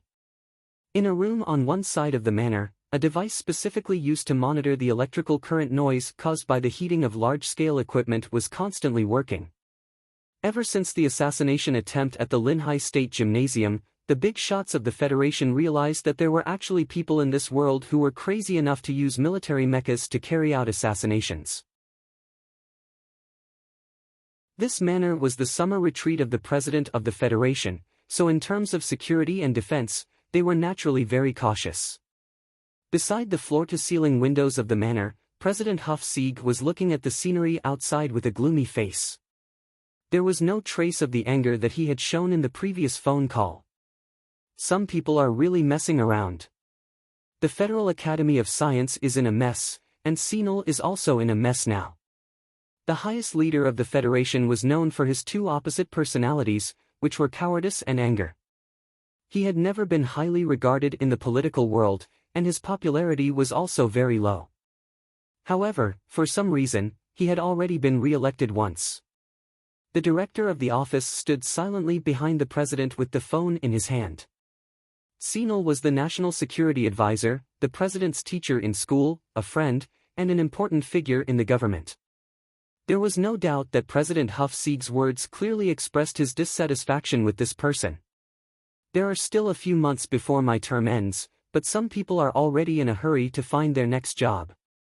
President Huff Sieg's lips curled into a mocking smile as he said, when Senator Pabre was still a lawyer, he had already embarrassed Sinal several times. His company was awarded a large sum of money. No wonder he is so nervous this time. The director of the office stood behind the president and said, "There is still a week for the Shell." "A week? That should be enough to satisfy that madam." President Huff Sieg lit a thick stick of tobacco and said vaguely, "I don't care who wins or loses. As long as it's beneficial to the Federation, it's fine. Internal conflicts can't mess up external affairs. I've been resting for the Federation for 10 years just to prepare for the upcoming invasion of the Empire." "No." The president waved the tobacco in his hand. "My successor should have the courage to attack the Empire." The entire Federation was passionately discussing the new generation of the MX mecha in the past few days. There were continuous in-depth reports on the TV and newspapers. The researchers of the Federal Academy of Science suddenly became the most popular interview guests. For the sake of confidentiality, they naturally wouldn't discuss the specific technical parameters and development process of the light purple MX mecha. However, the possible effects of the dual engines had been thoroughly analyzed. In addition to the TV and newspapers, The various forums and microblogs on the internet also played an important role in this mecha craze. Countless military enthusiasts of the Federation spared no effort in analyzing the combat performance of the MX mecha through the limited video data available. Countless people fantasized about the brave soldiers of the Federation operating the powerful mecha and defeating the barbaric invaders in the war against the Empire's invasion. In the blink of an eye, the patriotic passion of the Federation was fully aroused. Everyone was discussing the mecha, the dual engines, the electron jet, and other technical terms that they didn't understand before. Following this discussion, the Federal Academy of Sciences' position in the hearts of the people became more and more noble. Dean Lin, who led the development of the new mecha, also received unprecedented respect. In this atmosphere, even the most important autumn offensive of the presidential election was about to be forgotten by the media and the people. Only a very small number of people knew that the public support that the Federal Academy of Science gained from this incident was about to be converted into political support for the election of Ross Medellin's presidential candidate partner. On the surface, the underground nutshell engineering department of the Harbor City Industrial Park wasn't affected by this craze. All the engineers continued to follow the established schedule, silently and diligently carrying out their work. Life had to go on. Although that faint sense of disappointment still shrouded the space, as long as the Federation government didn't announce it, they would fight for it. The MX mecha parked in the underground warehouse was nearing completion. In the isolation room, on the assembly line, countless components were being assembled. The wings were attached, and the firepower system was also beginning to be installed one by one on the body of the mecha under the fine control of the mechanical arms. After the second coating, the surface of the MX mecha glowed with a silvery white light.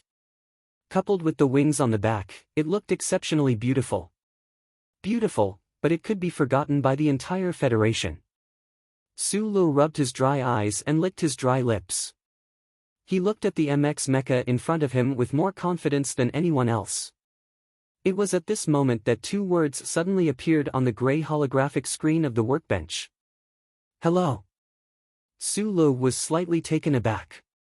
He narrowed his eyes and stared at the two small words. Shock grew in his heart. This was the workbench that he had spent a great deal of effort to set up. It could block all wireless communications. How could someone hack into the workbench and send him a signal? Could it be that existence he didn't want to think of again, and wanted to chat with him out of boredom? The intruder didn't frighten Su Lu for too long. A second line of small words immediately appeared. I've done a comparison of the components. I feel that some of the designs of the mecha from the Academy of Science are better.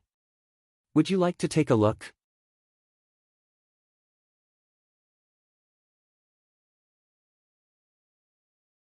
That engineer had only calculated this angle by comparing the blueprints and calculating the ratio of the armor behind the waist of the Federal Academy of Sciences MX mecha. This angle was not some particularly important data.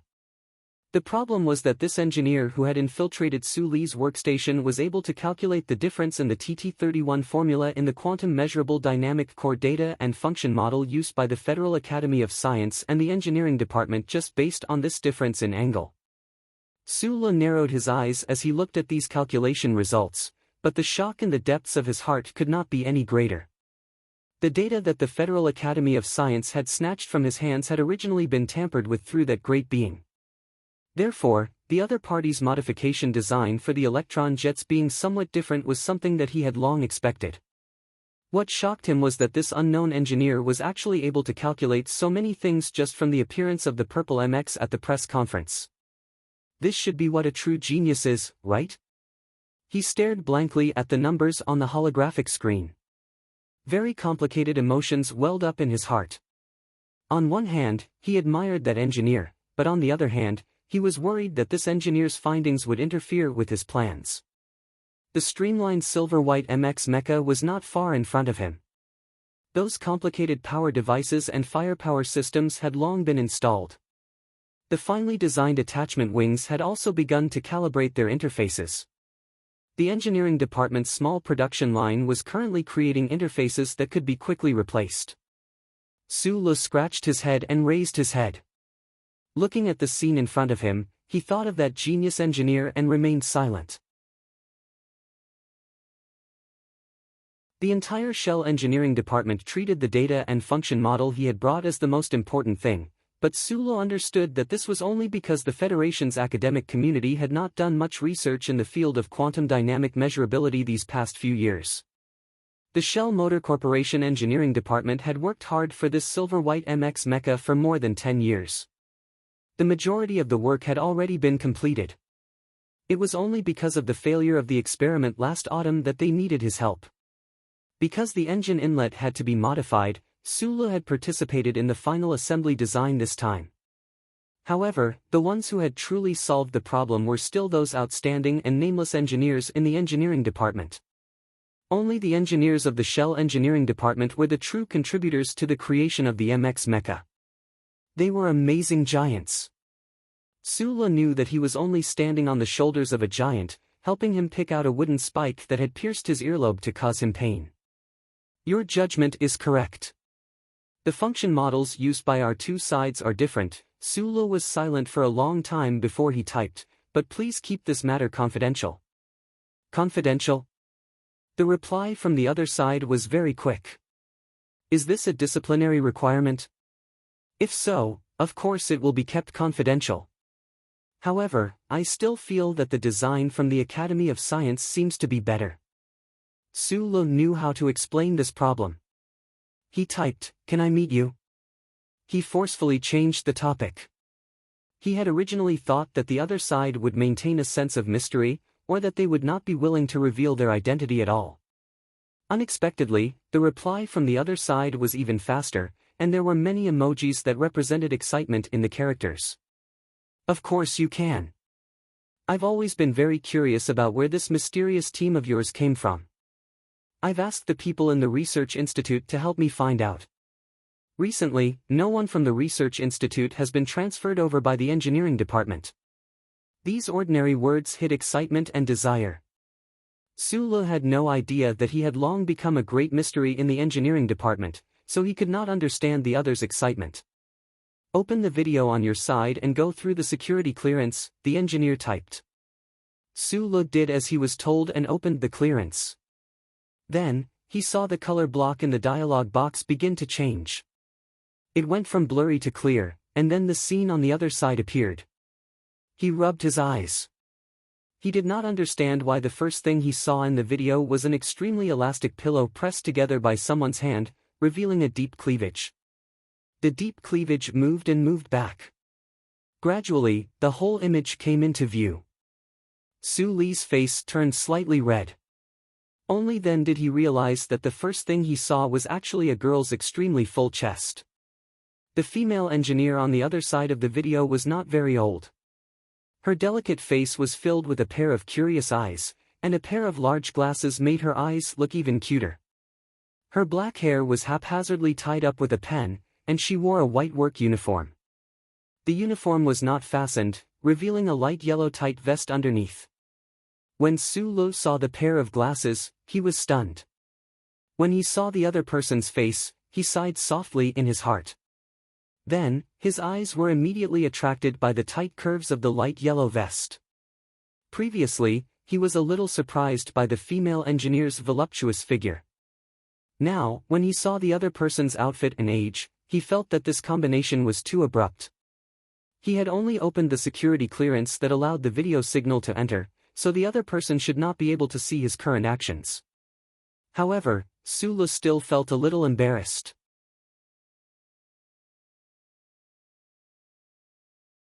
There's no need to keep it a secret anymore. The engineering department has been guessing at your identity for a long time now, even going so far as to make a few calls. Supervisor Jose came to the side of the group and said with a smile, "The Shangqiu who invaded your workbench is the most famous technical fanatic in the engineering department, and also my most capable subordinate. She is the most eccentric technician in the engineering department, and also the most impressive. Generally speaking, we all think of her as a freak." The final design of the MX mecha was largely due to her contributions. Zhou Yu shrugged and added, "Of course, now I feel that you're a bit more of a freak than her." Major Lan Xiaolong reluctantly watched the video move from the voluptuous breasts to Shang Qiu's face, and said seriously, "I only know that this is definitely the technician with the biggest breasts in the nutshell engineering department." Just as Zhou Yu had said, Sulu had joined the research and development team of the nutshell engineering department, restarting the final repair work of the MX mecha. These past few days, the two sides had not met each other, but they had worked together with great rapport. This caused the hundreds of technicians in the engineering department to develop a trace of admiration and endless curiosity towards the technical support team in the backup storeroom. They did not know when such an outstanding technical team had appeared in the Federation. However, since they were engaged in a confidential business, naturally not many people would ask about it. Even if they did, with Supervisor Jose and Zhou Yu's protective nature, they would not tell them.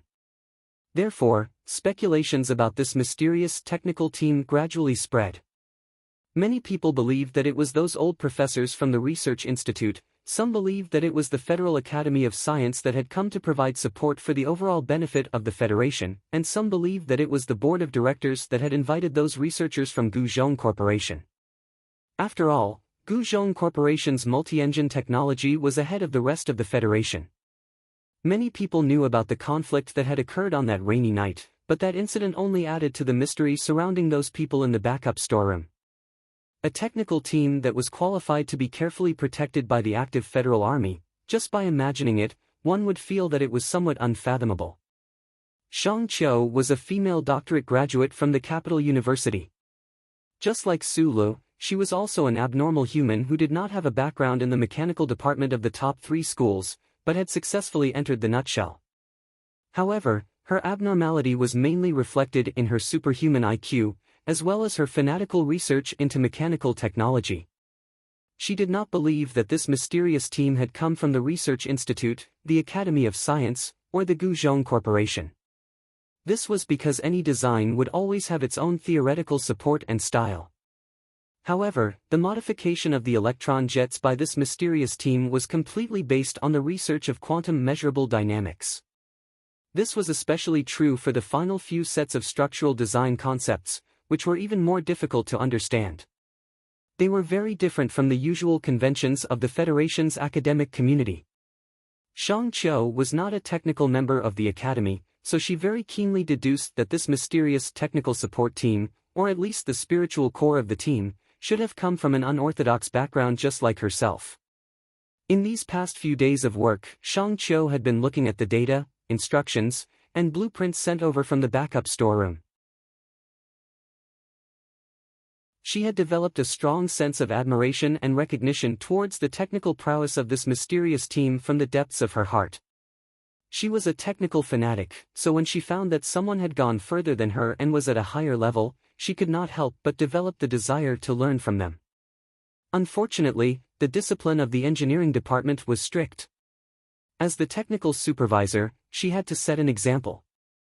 Thus, these past few days, she could only forcefully suppress the curiosity in her heart and wait for the day when the final results would be announced. She could only watch as the Federal Academy of Science rushed to announce the new mecha.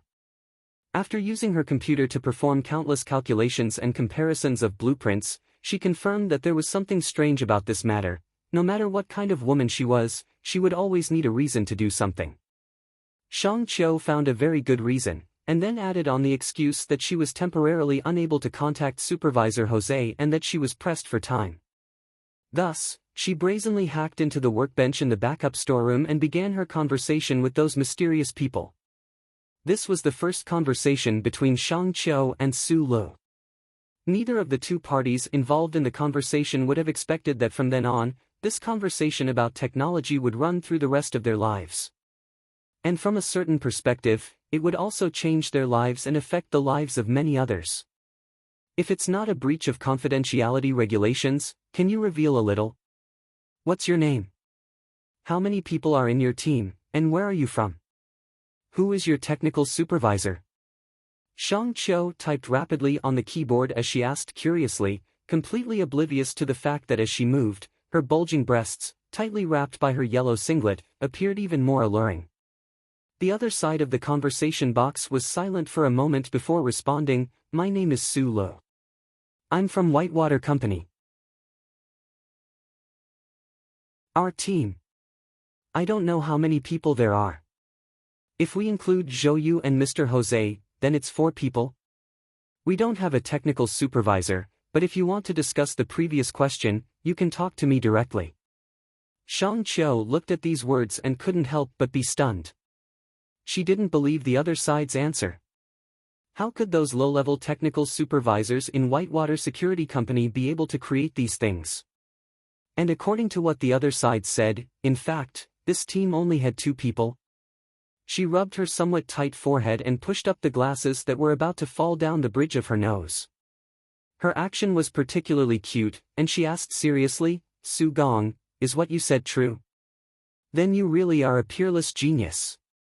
The people in the conversation didn't see that this female engineer had already begun to quietly operate her computer. She entered a few commands and hacked into the other side's workbench again. Without alerting any of the defense systems, she activated the other side's video capture device. Su Lu was a little embarrassed. He thought to himself that this female engineer was able to hack into the workbench and discover the problem in such a short time. In fact, he was only able to do all this by relying on Professor Shen's legacy and the structural blueprint in the dark dream. In a sense, he was just a cheater. Receiving such praise really made him feel a little embarrassed. At this time, Shang Qiu had quietly remotely activated the video capture system of the workbench in the backup warehouse. Then, her expression suddenly became strange. This was because she confirmed that this guy named Su Lu was telling the truth. On the screen was a young face with a trace of shyness and awkwardness. And behind the young man were Manager Jose and Zhou Yu. Further to the side was a pervert in a military uniform who looked abnormally disgusting. Shang Qiu subconsciously lowered her head and glanced at her chest. Then, she looked up and said, "Are my breasts very big?" The person on the other side of the screen didn't know why she said that, nor did he know that she was monitoring him. Su Lu was stunned for a moment. Of course, he wasn't stupid enough to type the words, "very big breasts." He just nodded subconsciously. Behind him, Major Lan Xiaolong was about to nod his head off. Even Manager Jose and Zhou Yu couldn't help but smile and shrug their shoulders after looking at each other. Shang Qiu smiled and typed, "Big breasts don't mean no brain. Get that stinking soldier out of here." When this sentence came out, everyone's body froze.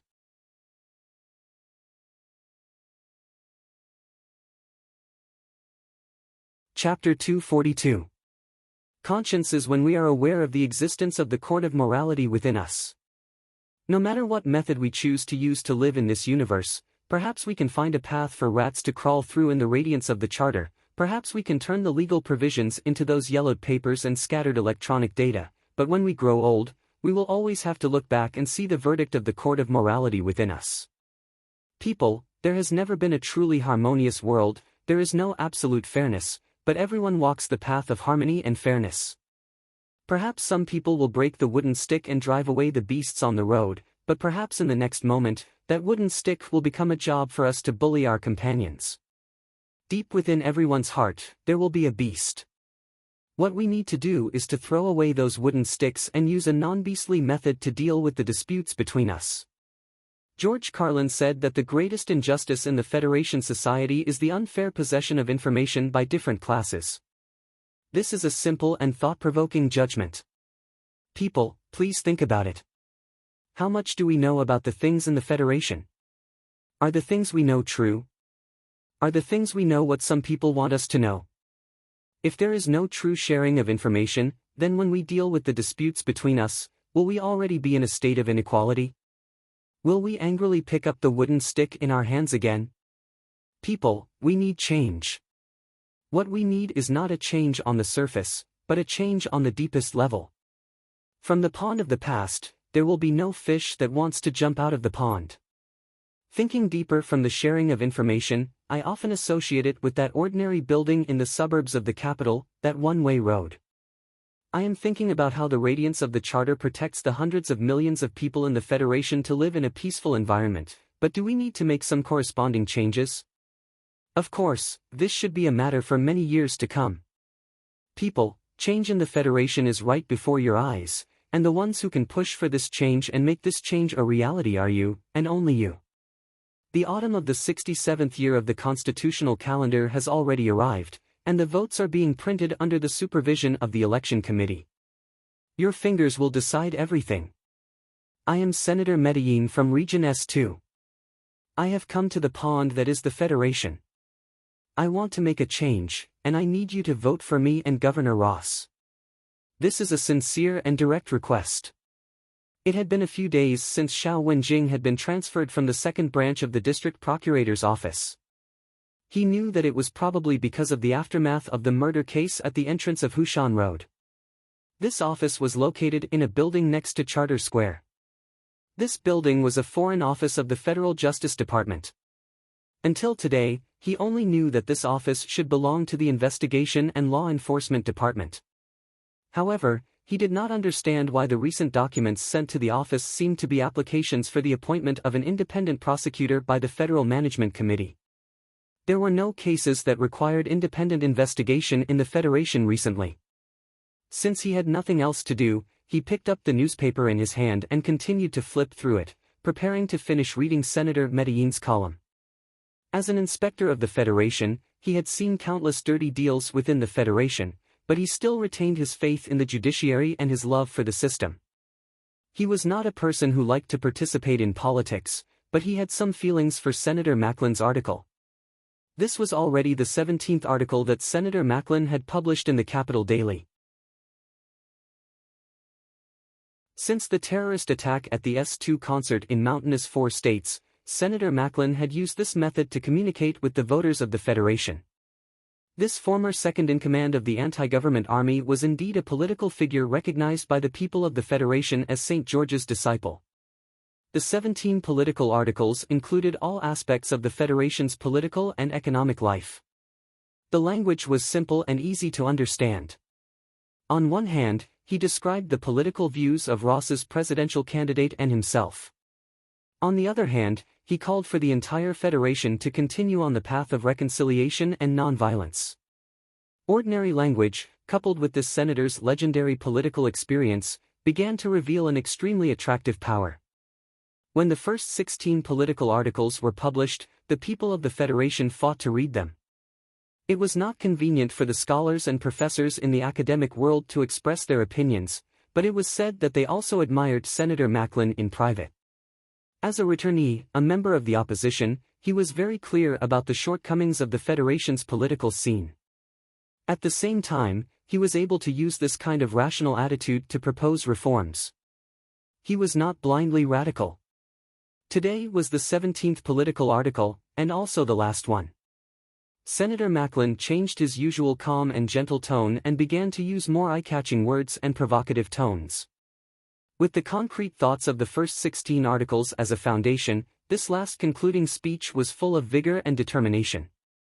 It does feel a little hot-blooded. This counselor actually dares to mention the reform of the Charter Bureau.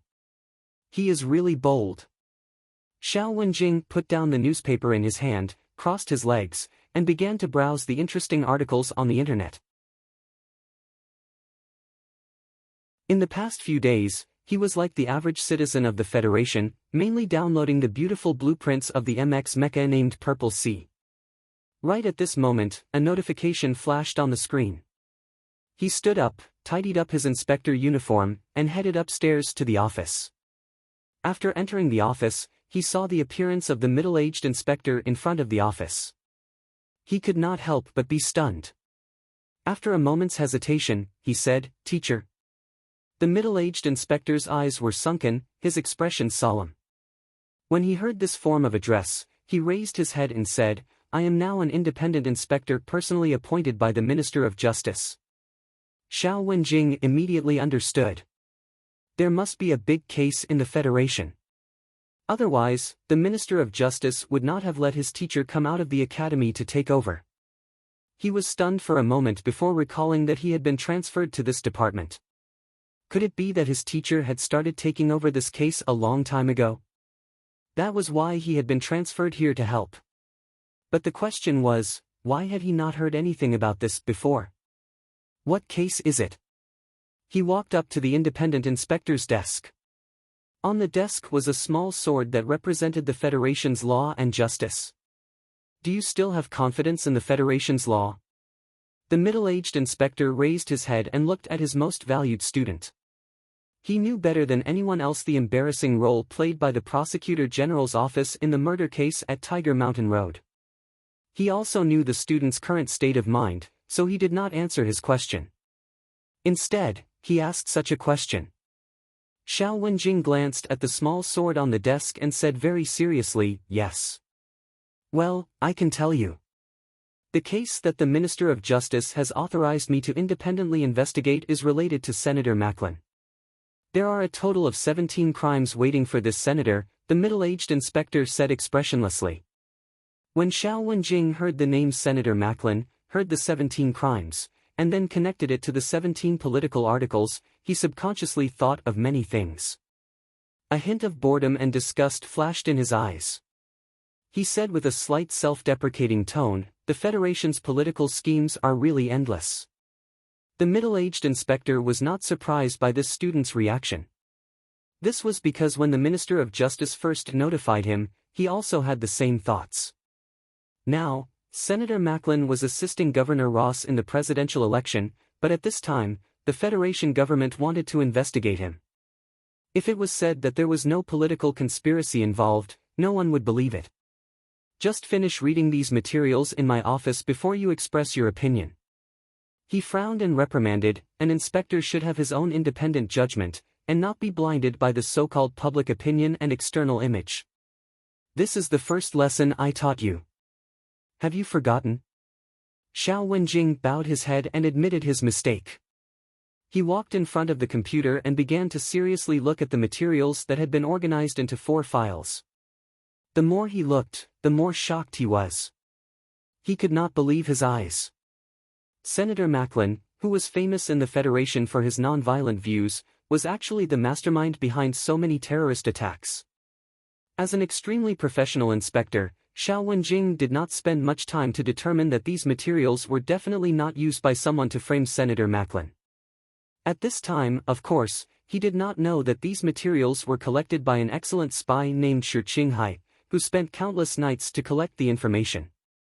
He only subconsciously thought that if these things were verified, the entire Federation would usher in a great shock. After an unknown amount of time, Xiao Wenjing finally finished reading these shocking materials. His eyebrows gradually furrowed. The presidential candidate, after being registered by the election committee, has temporary jurisdiction. He looked at his teacher worriedly. These materials can only be used in a reasonable way, but they cannot be used to help with the prosecution. What is your judgment? The middle-aged inspector did not answer the question.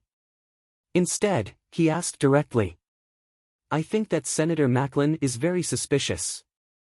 Xiao Wenjing once again organized the materials in his mind and said very seriously. Senator Macklin has jurisdiction, so the investigation can only be carried out in secret. The Ministry of Justice has already granted the authority, but now the Federation Management Committee will not approve the application to set up an independent inspector, so I am also a temporary guy. Xiao Wenjing understood the main work that had been done in this organization a few days ago. You have the authority to mobilize the police department, the Federation administration's resources. The middle-aged inspector looked at him and said, if there is no evidence, you have to find the evidence. Don't forget, we are the Federation, and he is only a suspect. No matter how experienced a politician is, he will never be able to hide in front of the law. Do you have this confidence?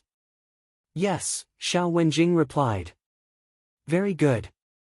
The middle-aged inspector smiled and glanced at Senator Macklin's political column in the newspaper from the corner of his eyes. He said softly, I don't know if this vice presidential candidate has a moral court in his heart, but I want to remind him that the Federation has a real court. Xiao Wenjing nodded, but he knew in his heart that if Senator Macklin was really elected as the Federation's vice president, with the efficiency and decentralization of the Federation Management Committee, it would definitely be impossible to pass an impeachment bill or an independent investigation bill. At least during his term, it would be difficult for the Ministry of Justice to continue this investigation, and Senator Macklin would be very safe. At this time, he suddenly realized that the vote in his hand was also very important. At the same time, on Carbine Street, where the major media gathered in the Capitol Special District, an argument that was much more intense than the one in the Ministry of Justice broke out in the editor-in-chief's office inside a building. The editorial department of the Capitol Daily News had this kind of drama all year round, just like the profound lunar eclipse pattern outside the newspaper office building. There was no such thing as perfect peace. I need a reason. You have to give me a reason today. I found 3 reporters and 17 paparazzi, spent 70,000 Federation coins, and finally verified a little bit of the anonymous information. It was written into a block of tofu with a few hundred words, and you actually suppressed it? And suppressed it 3 times in a row.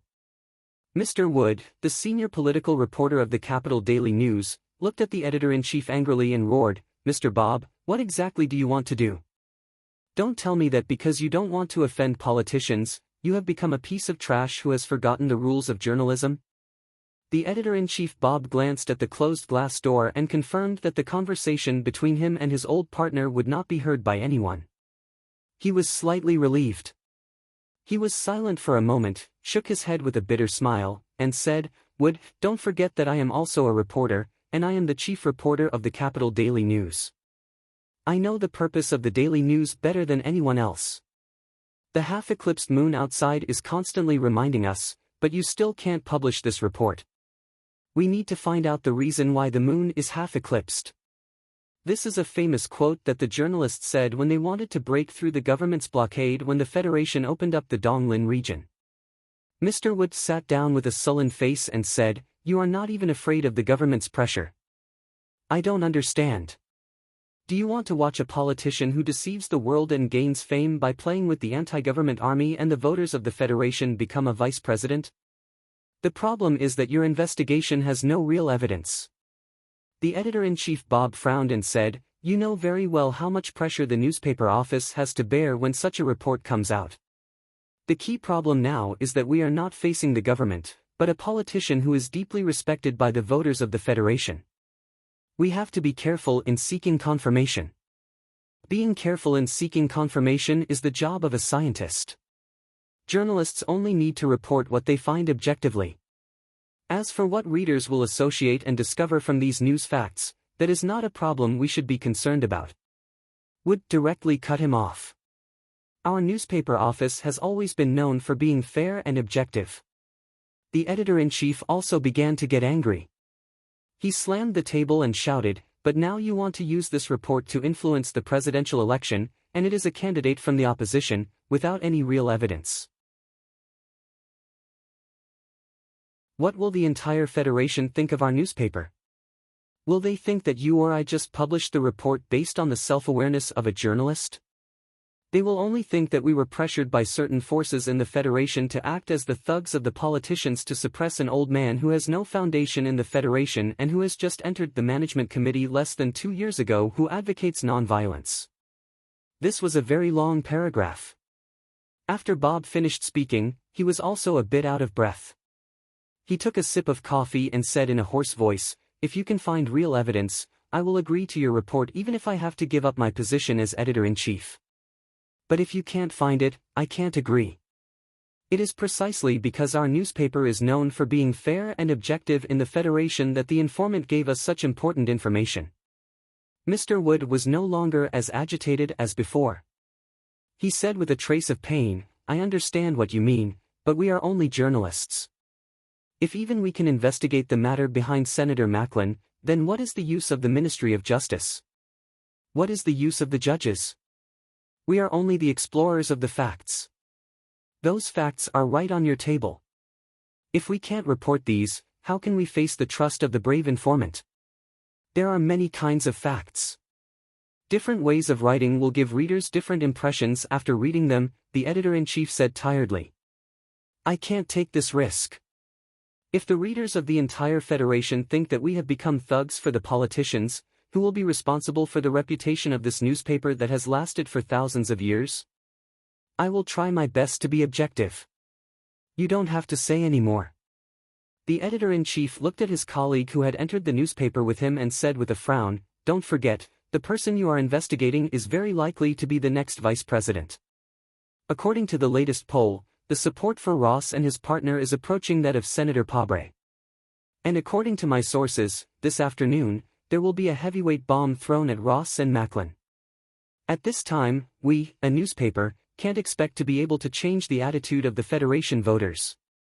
Reporter Wood was silent for a long time. Suddenly, he asked, "Did the board of directors give you any hints?"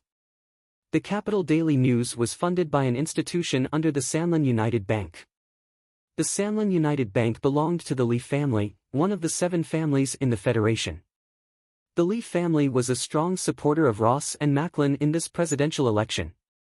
For these reporters who had been in the news industry for many years, these things were no secret. Seeing that the unfavorable report on Senator Macklin had been suppressed, Wood naturally thought of this. The editor-in-chief, Bob, looked at him coldly. After a long time, he said, "You underestimate me." Wood was silent for a moment. He believed that the editor-in-chief was not such a person. He said, "Sorry, I am a little emotional today. It's not that I don't want you to report, but I need an opportunity.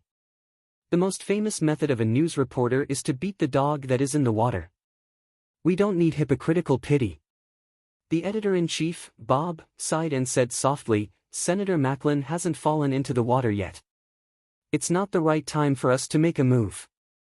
Wood understood the editor-in-chief's meaning. He sighed and said, "The problem is that the autumn election is about to begin. Where can we find the right time? I believe there must be one." Bob said to himself in his heart. He looked at the column of Senator Macklin's political opinion in his newspaper. Suddenly, a trace of disgust surged in his heart. He threw the newspaper into the wastepaper basket. He looked up at the respected reporter, Wood, and said calmly, "If the court of the Federation doesn't work by then, and the court of ethics in Senator Macklin's heart doesn't work, then our newspaper will have to become his court of ethics.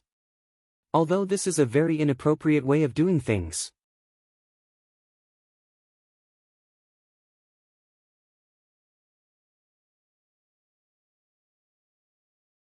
Engineer Shang Cho came directly to the backup storage room and started working with Su Lo.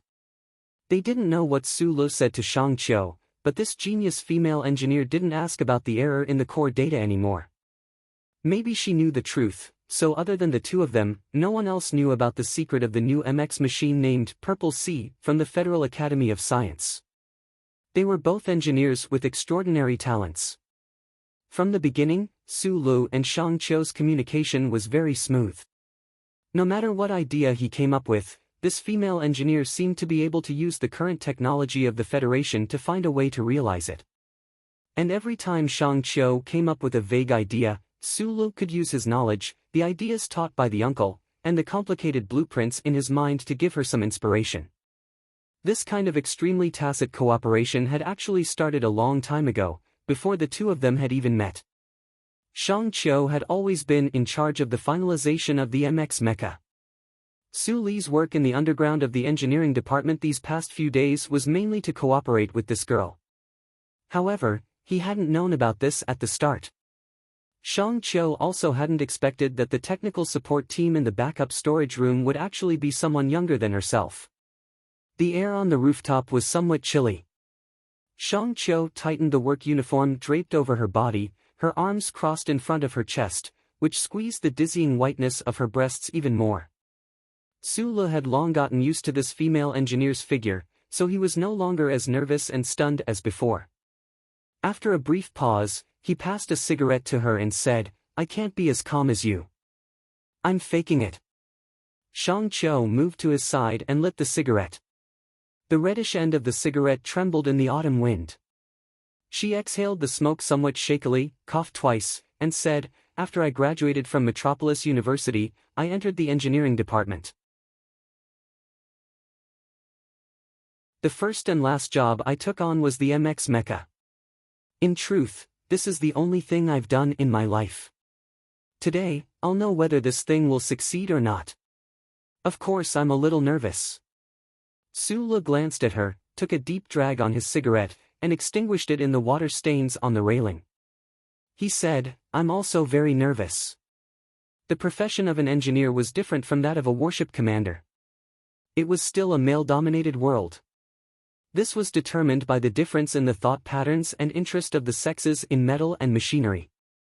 He thought to himself, Shang Qiu had been able to enter the core department to research the MX mecha as soon as she graduated from Metropolis University. Moreover, in just a few short years, she had risen from a normal technician to the present technical supervisor.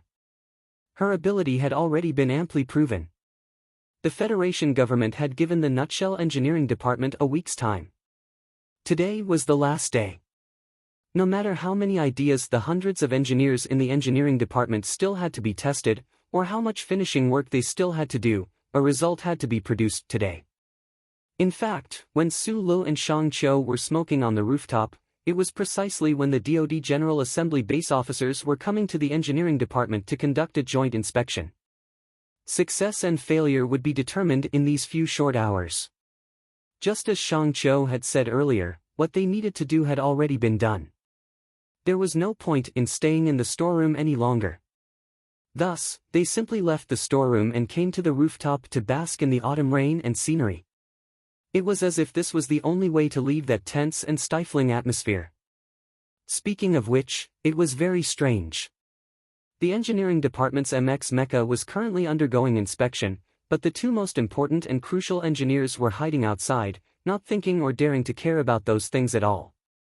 Almost at the same time, Mr. Jose's voice rang out from Su Lu and Shang Qiu's communicators. The two of them exchanged a look, and from the other's eyes, they both found that Mr. Jose's tone did not reveal anything. This pair of young geniuses very tacitly wiped away the rainwater on their foreheads and walked silently into the building. When they reached the entrance of the building, Su Lu threw the extinguished cigarette butt into the dustbin. Shang Qiu paused for a moment, and then did the same. The two of them followed the passageway into the backup storeroom. In the past, the storeroom was abnormally spacious and quiet, with only the sound of assembly lines and mechanical arms.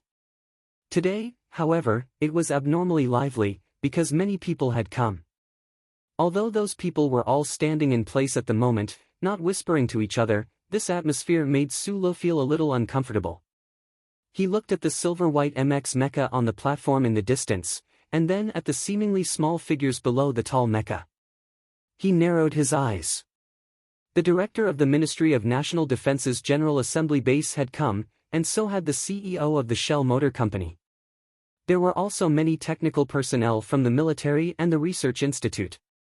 These people were all wearing dust-proof and radiation-resistant work clothes, goggles and full equipment.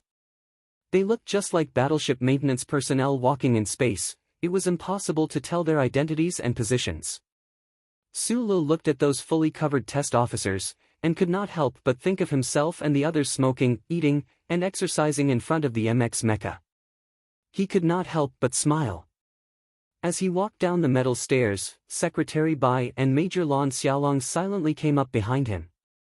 One was his personal secretary, while the other was a soldier under the orders of the Ministry of National Defense to protect the safety of others. Naturally, they would not be too far away from him.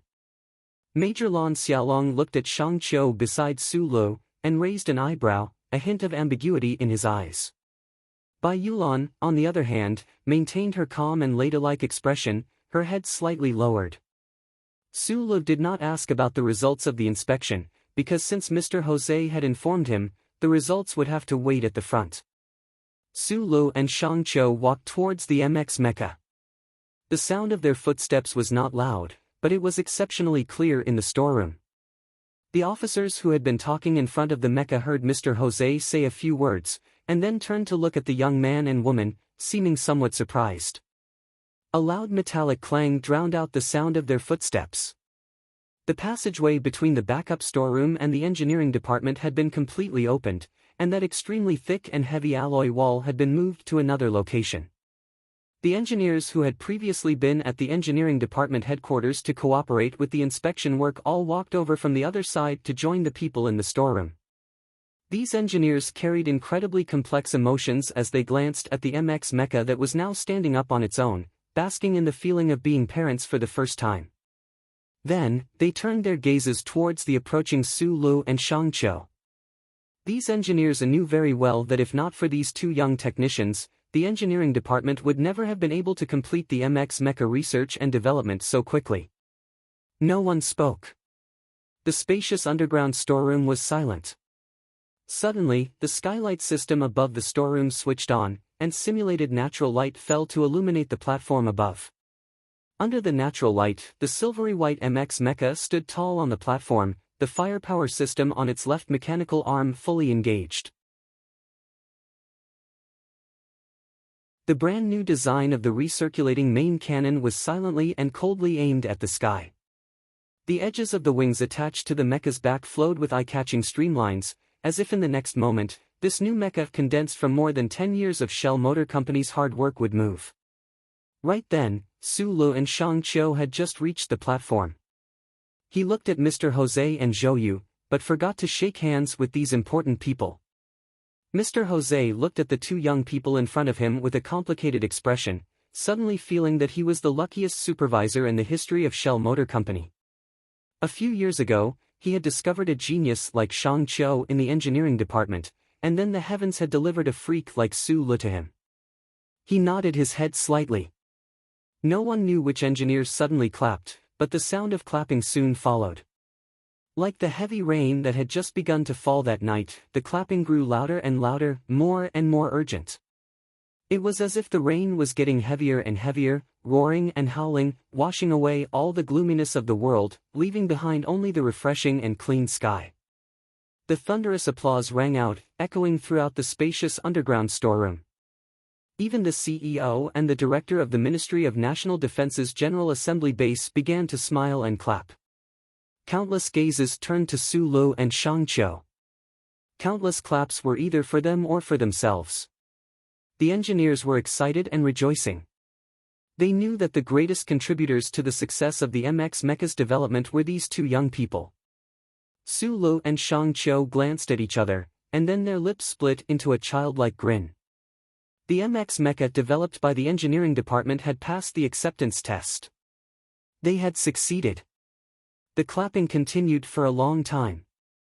Some of the engineers' palms were already red from clapping, so they decided to just stomp their feet and kick up a fuss, as if insisting that Su Lu and Shang Qiu say something at this time. They were all technical personnel. Giving the glory to these two young people was equivalent to giving themselves respect. Su Lu looked around, his smile somewhat dazed. He lowered his head clumsily and bowed his thanks in all directions. For the sake of the Federation's new generation of mecha, the Shell Motor Company had begun research more than 10 years ago. Even before that, there had been scholars and experts working hard. The engineers around them had never stopped working, and some of the older experts had even bid farewell to this world during this long process. Every time Su Lu thought of this, he felt that the glory should belong to them, to those who were clapping. This was not a pretense or pretentious sentiment, he truly felt this way. He always felt that he had only solved the last problem. It was like building a skyscraper, the foundation and the body of the building had all been built by the predecessors. He had only built the last floor, yet he had to enjoy the applause and respect of so many people. He felt a little embarrassed. "You are really amazing." Su Lu forced himself to calm the excitement in his heart and looked at Shang Qiu beside him seriously. A young girl actually being able to complete the assembly design of a twin engine, if one had to say who was the biggest contributor, it should be Shang Qiu beside him. "I know that I am amazing in this area." Shang Qiu replied with a smile, but the two hands in her sleeves were already clenched into fists. Facing such a scene, how could she, who had dedicated all of her youth to this project, not be excited? Just like Su Lu, she bowed to the engineers around her in thanks. Her gray work uniform was still draped over her shoulders, bowing to all directions. When she lowered her head, who knew how many spring ripples were exposed in front of everyone's eyes, but she acted as if she did not know anything. "Oh!" Major Lan Xiaolong, who was behind Su Lu, called out softly. The engineers began to whistle, and the warehouse was filled with jubilation. After Shang Qiu stood up, Su Lu whispered beside her, "You did that on purpose?" I am the supervisor, and I know how hard they have worked these past few years. Since they succeeded today, of course I have to give them some benefits. Shang Qiu beamed and said, "You contributed the most, so do you want me to give you some benefits?" Su Le subconsciously glanced at Shang Qiu's bulging chest and quickly shook his head. Shang Qiu laughed twice, leaned over, stood on her tiptoes, and kissed him hard on the cheek, making a crisp sound. Su Le touched his face and then scratched his head. He knew that this only meant that he was happy and did not mean anything else. However, in the eyes of the engineers around them, it was not just that. Therefore, the whistles became louder, and there were occasional jeers and shouts. The atmosphere in the warehouse suddenly reached a climax. Bai Yulan, who had been keeping his head down, also raised his head at this moment. He gently lit up a cigarette with a smile and gently took a puff. He was a non-smoker, and would only make an exception when he was in an abnormal mood. Amidst the thunderous applause, he quietly thought to himself, when Su Le and Shang Qiu were designing the assembly at the end, he, as the test pilot, had carried out many tests.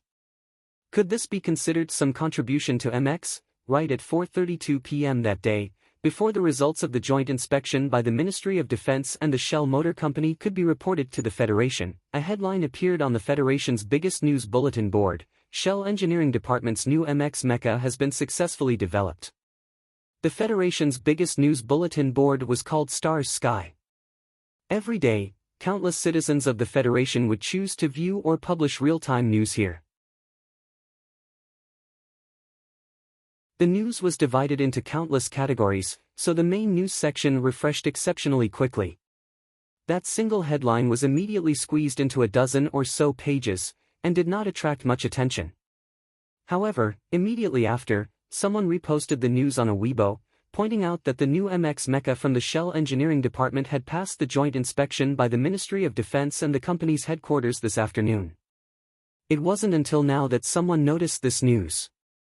At the same time, the previously buried title was reopened by someone.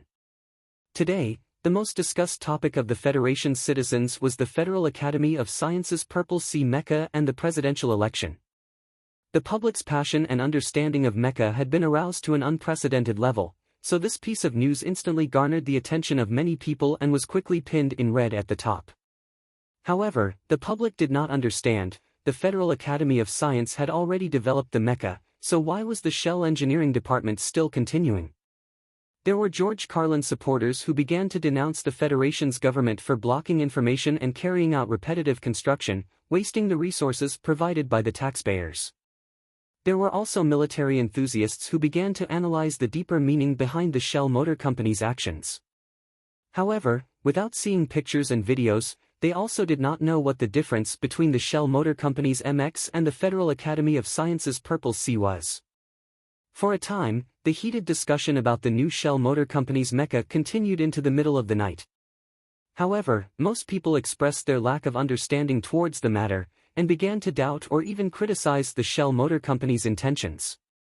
Right at this time, a post titled "An Open Letter from the Shell Engineers" was placed on the news bulletin board. Like a giant rock falling into water, it stirred up 1,000 ripples.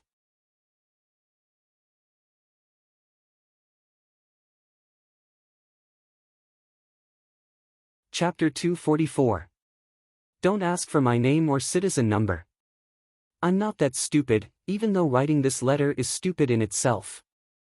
I also don't want to use any evidence to prove that I'm an engineer from the Nutshell Engineering Department, because this is an open letter written by me alone. Those who believe will believe, but those who don't can take it as a joke. The reason for writing this open letter is very simple, it's to explain. We know that the Academy of Sciences has already completed the development of the new MX mecha. At this time, the Nutshell Company still wants to develop another mecha. Many people won't understand, thinking that this repetition is a waste of the Federation's resources, but I want to remind you of one thing. A mecha is not a clay figurine. It's not something a 3-year-old child can casually rub on the beach to make. The clumsy clay figurine may have the innocent beauty of a child, but it definitely can't help the Federal Army gain too much in the battle against the Empire. This most sophisticated and complex humanoid machine needs a long time to develop. The Nutshell Company had the initial intention of developing the MX mech 30 years ago. After a long period of preparation work, the project was officially established 12 years ago. Countless experts, scholars, and technicians put in their youth and sweat to develop the first-generation prototype last autumn. And we know, you also know, that the Federal Academy of Science has never had a similar plan. They just suddenly started this year, so in terms of first come first serve, the one wasting the Federation's resources should be the Federal Academy of Science, not the Nutshell Company. What I don't understand even more is that after the Federal Academy of Science started the development of the new MX mecha, it only took a few short months to achieve success. How did they do it? We know that the Federal Academy of Science gathered the best scientists in the Federation, but I still don't believe that they have the technical ability, because if they did, the Federation's army would have already stepped on the soil of the Empire's capital. I'll repeat again, developing a mecha is not like making clay figurines, but the Academy of Sciences used the speed of making clay figurines to make it. Respect? Of course I respect it. Just like the cartoon on the Federation's children's channel, to be able to have this kind of speed, it's really amazing. I'm not accusing the Federal Academy of Science of plagiarism, although everyone knows that the cartoon was plagiarizing. I'm just using a possibly inappropriate example. Especially when the target of this accusation is the Federal Academy of Science, which is deeply respected by all of us. We have to be more careful.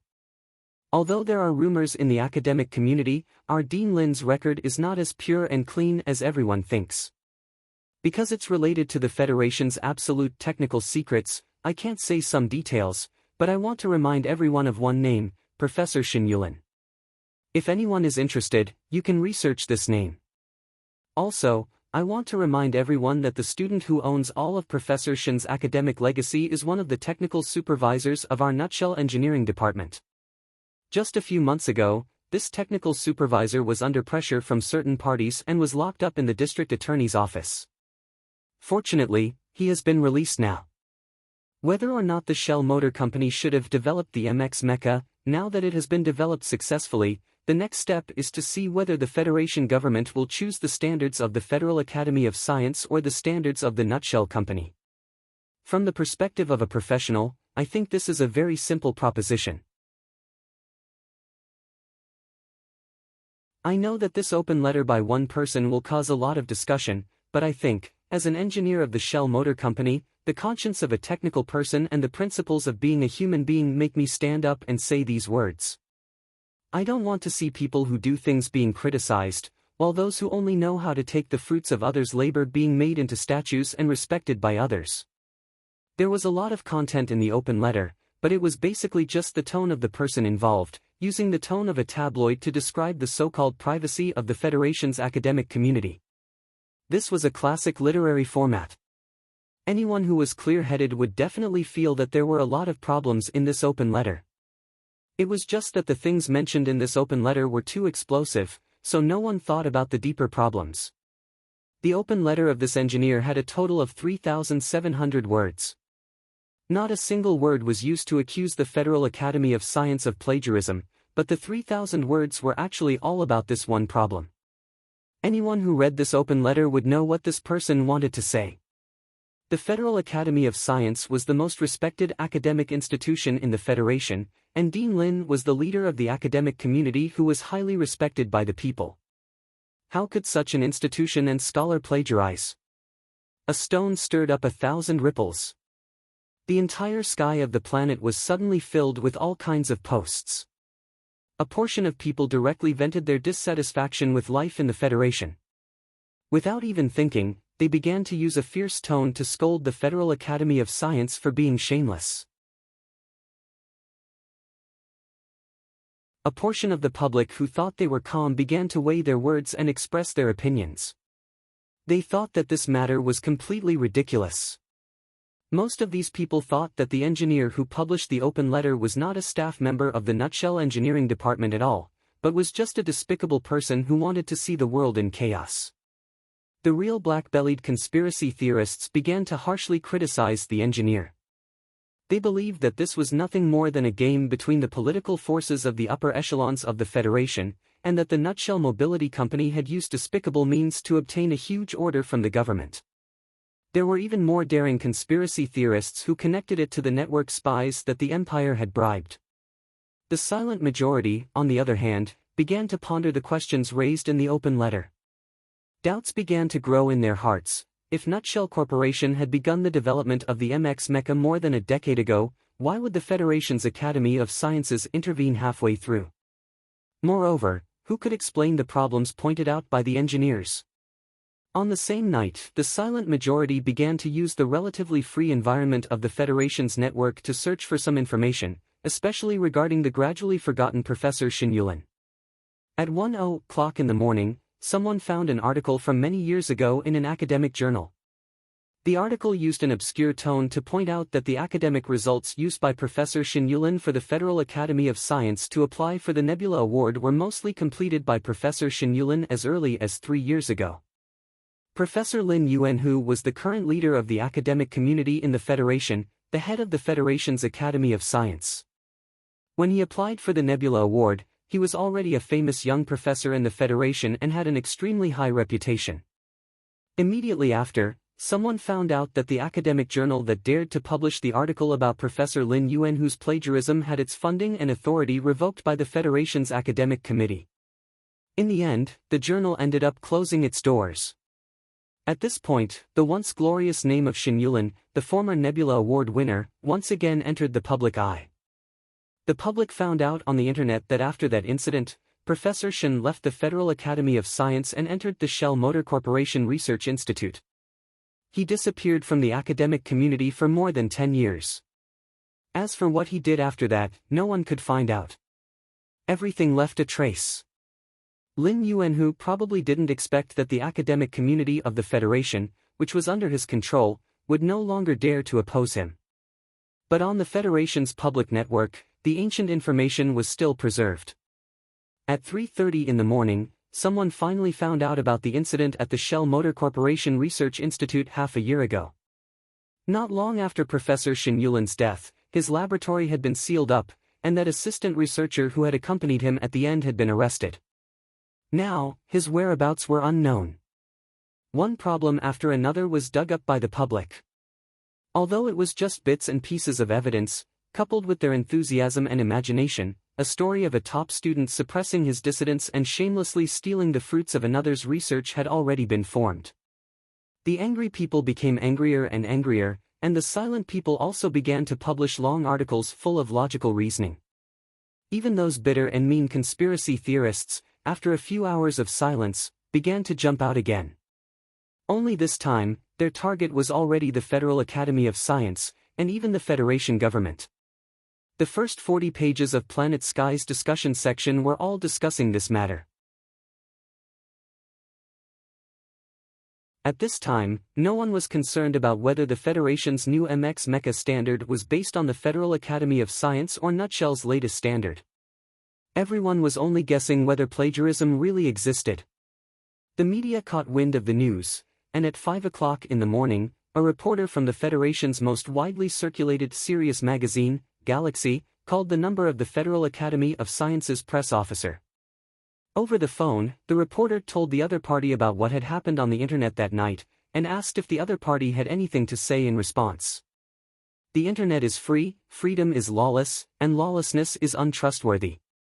As the press officer of the Federation's highest academic institution, do you think I need to give any response to these unreasonable comments? The Federal Academy of Sciences press officer laughed loudly on the other end of the phone. I just want to tell you in private. Regarding this kind of shameless slander against the Federal Academy of Science and Dean Lin, we will reserve the right to sue the rumor monger. After the reporter hung up, he shook his head.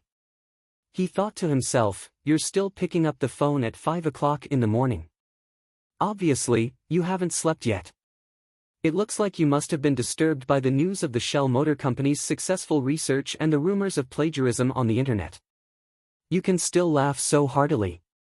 It was unknown whether this reporter did not follow the principle of private conversation, or whether some busybody had imitated the tone of this press officer, but in any case, on the internet's news bulletin board, a post similar to the content of this conversation appeared once again. Behind it, there were countless replies from the public. I'm so scared, my previous comments were caused by someone hacking my account. I do not bear any legal responsibility, I live in Bermuda. If you have the ability, cross the universe to hunt me down. The next day, it was also raining in the capital special district. Professor Shen was holding an umbrella. Just as he was about to walk through the gates of the first military academy, he was surrounded by countless reporters who came out of nowhere. He looked at the umbrellas, cameras, and camcorders all around him and was slightly taken aback. He did not understand what had happened. He slept extremely early every night, so naturally, he did not know what had happened at Shell Motor Company or what had happened on the internet. After being informed of the news on the internet by the reporters, Professor Shen was silent for a long time before he raised his head. A faint smile hung on his face as he said, "It's not convenient for me to say anything." At this moment, he knew that Su Lu, his father's favorite student before his death, had finally begun to seek something for his father in the underworld.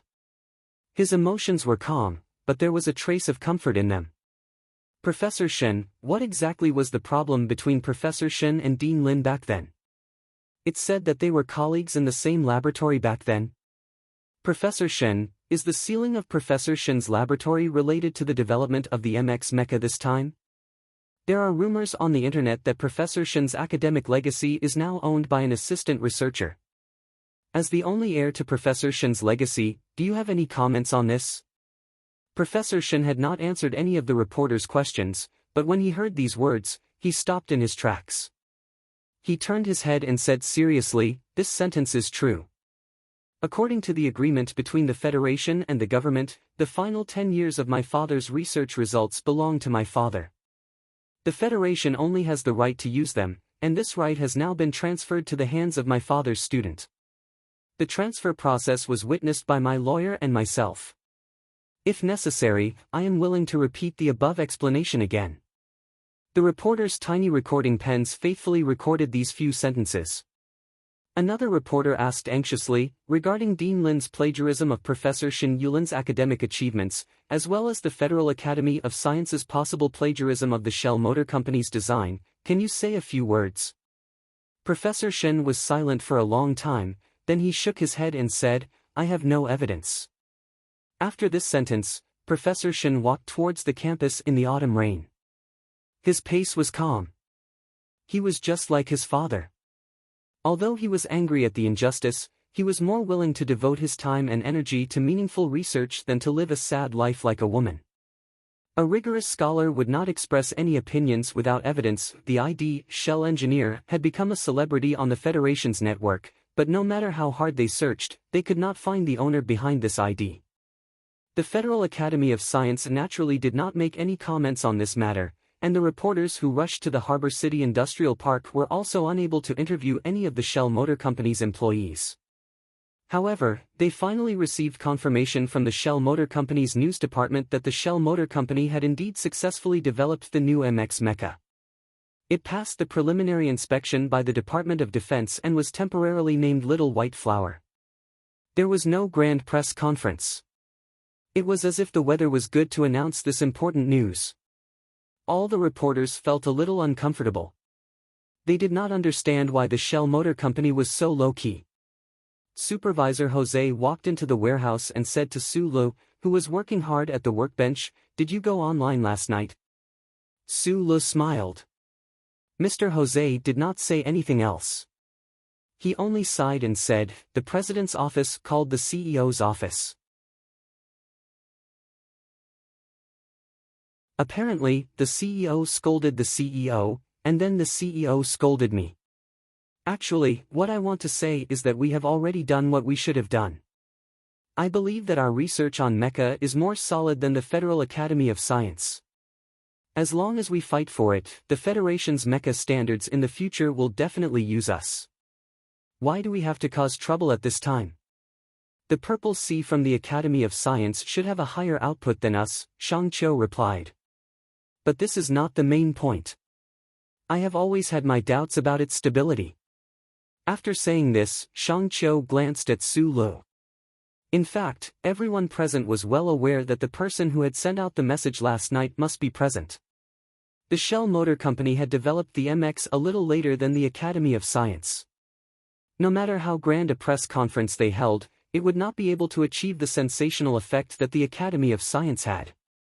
This kind of bottom-up, from the internet to the real world, could instead achieve good results.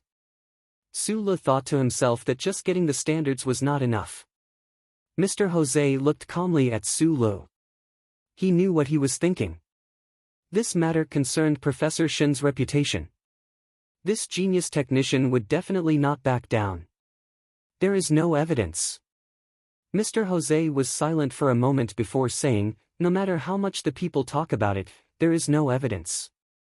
After a while, it will die down.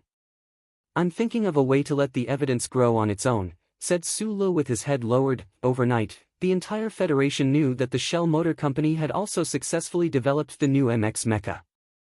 As for what standards the Federation should use, heated discussions began in the various official residences in the capital, in the offices of the Federation Management Committee, and in the staff meetings of the various military regions.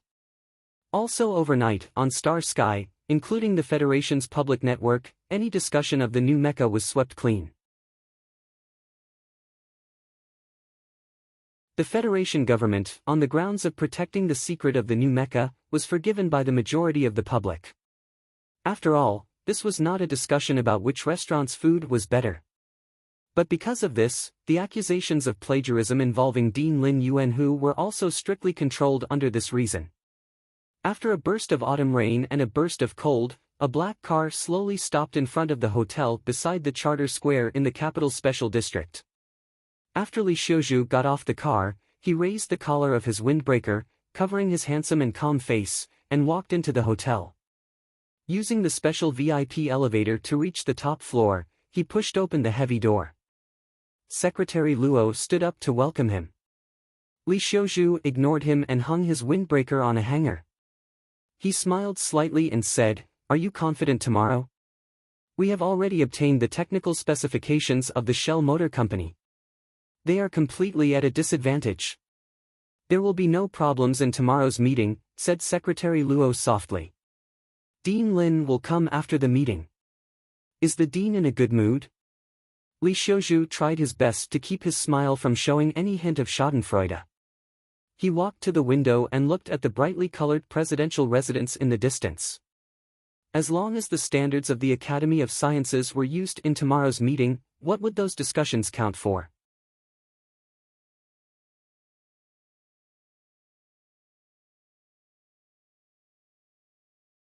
Chapter 245.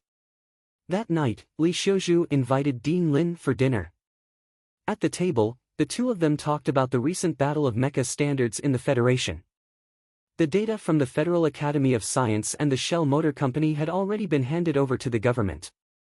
As for who the government would choose in the end, it was still a long process of struggle.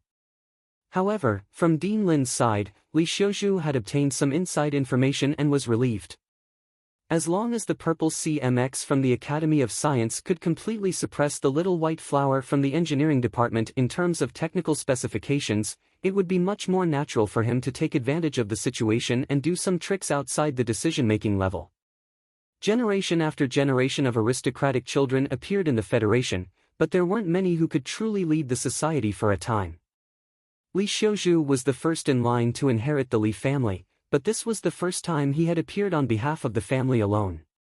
He had gone deep into the political circle to stir up trouble.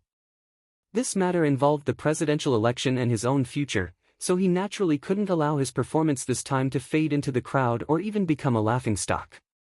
Today, the Federal Academy of Science had already been tied to the election war chariot of the two candidates.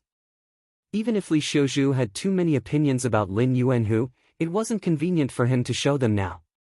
After all, if the Academy of Science lost the standards battle, the plagiarism controversy wouldn't be able to calm down even if it wanted to.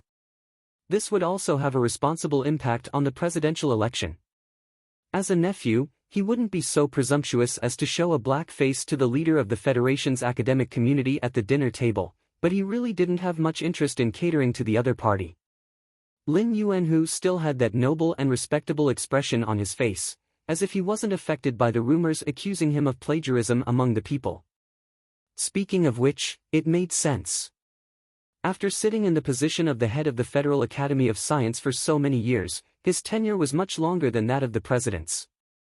This kind of important figure would only smile slightly towards the discussions of the ordinary people and not care at all. After a dinner that wasn't very tasty ended, Dean Lin received the promise of continued support from Li Xiuzhu, and Li Xiuzhu also received the assurance that there wouldn't be any problems with the Academy of Science.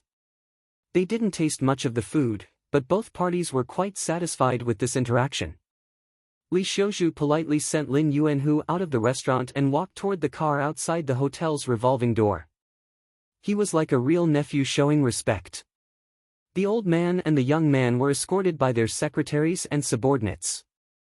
When they were about to leave the hotel, they saw 6 or 7 people coming in from outside. Those people were young and wore very ordinary clothes. However, in the gloomy autumn day, they gave people a sense of calmness and experience. This high-class hotel was filled with high officials and nobles.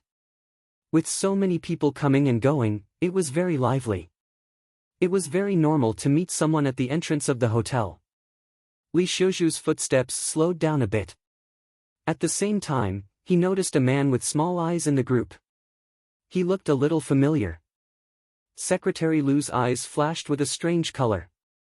He leaned close to Li Xiuzhu's ear and whispered, "They are from the Nutshell Engineering Department." The small-eyed man in the middle is Su Lu.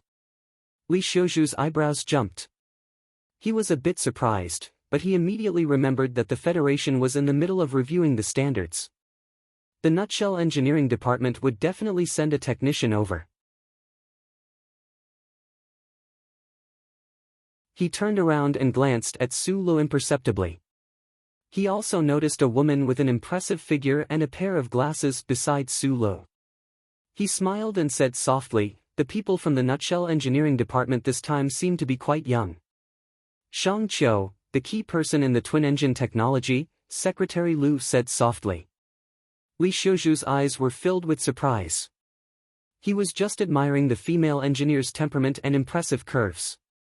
He didn't expect this woman to be such an important person.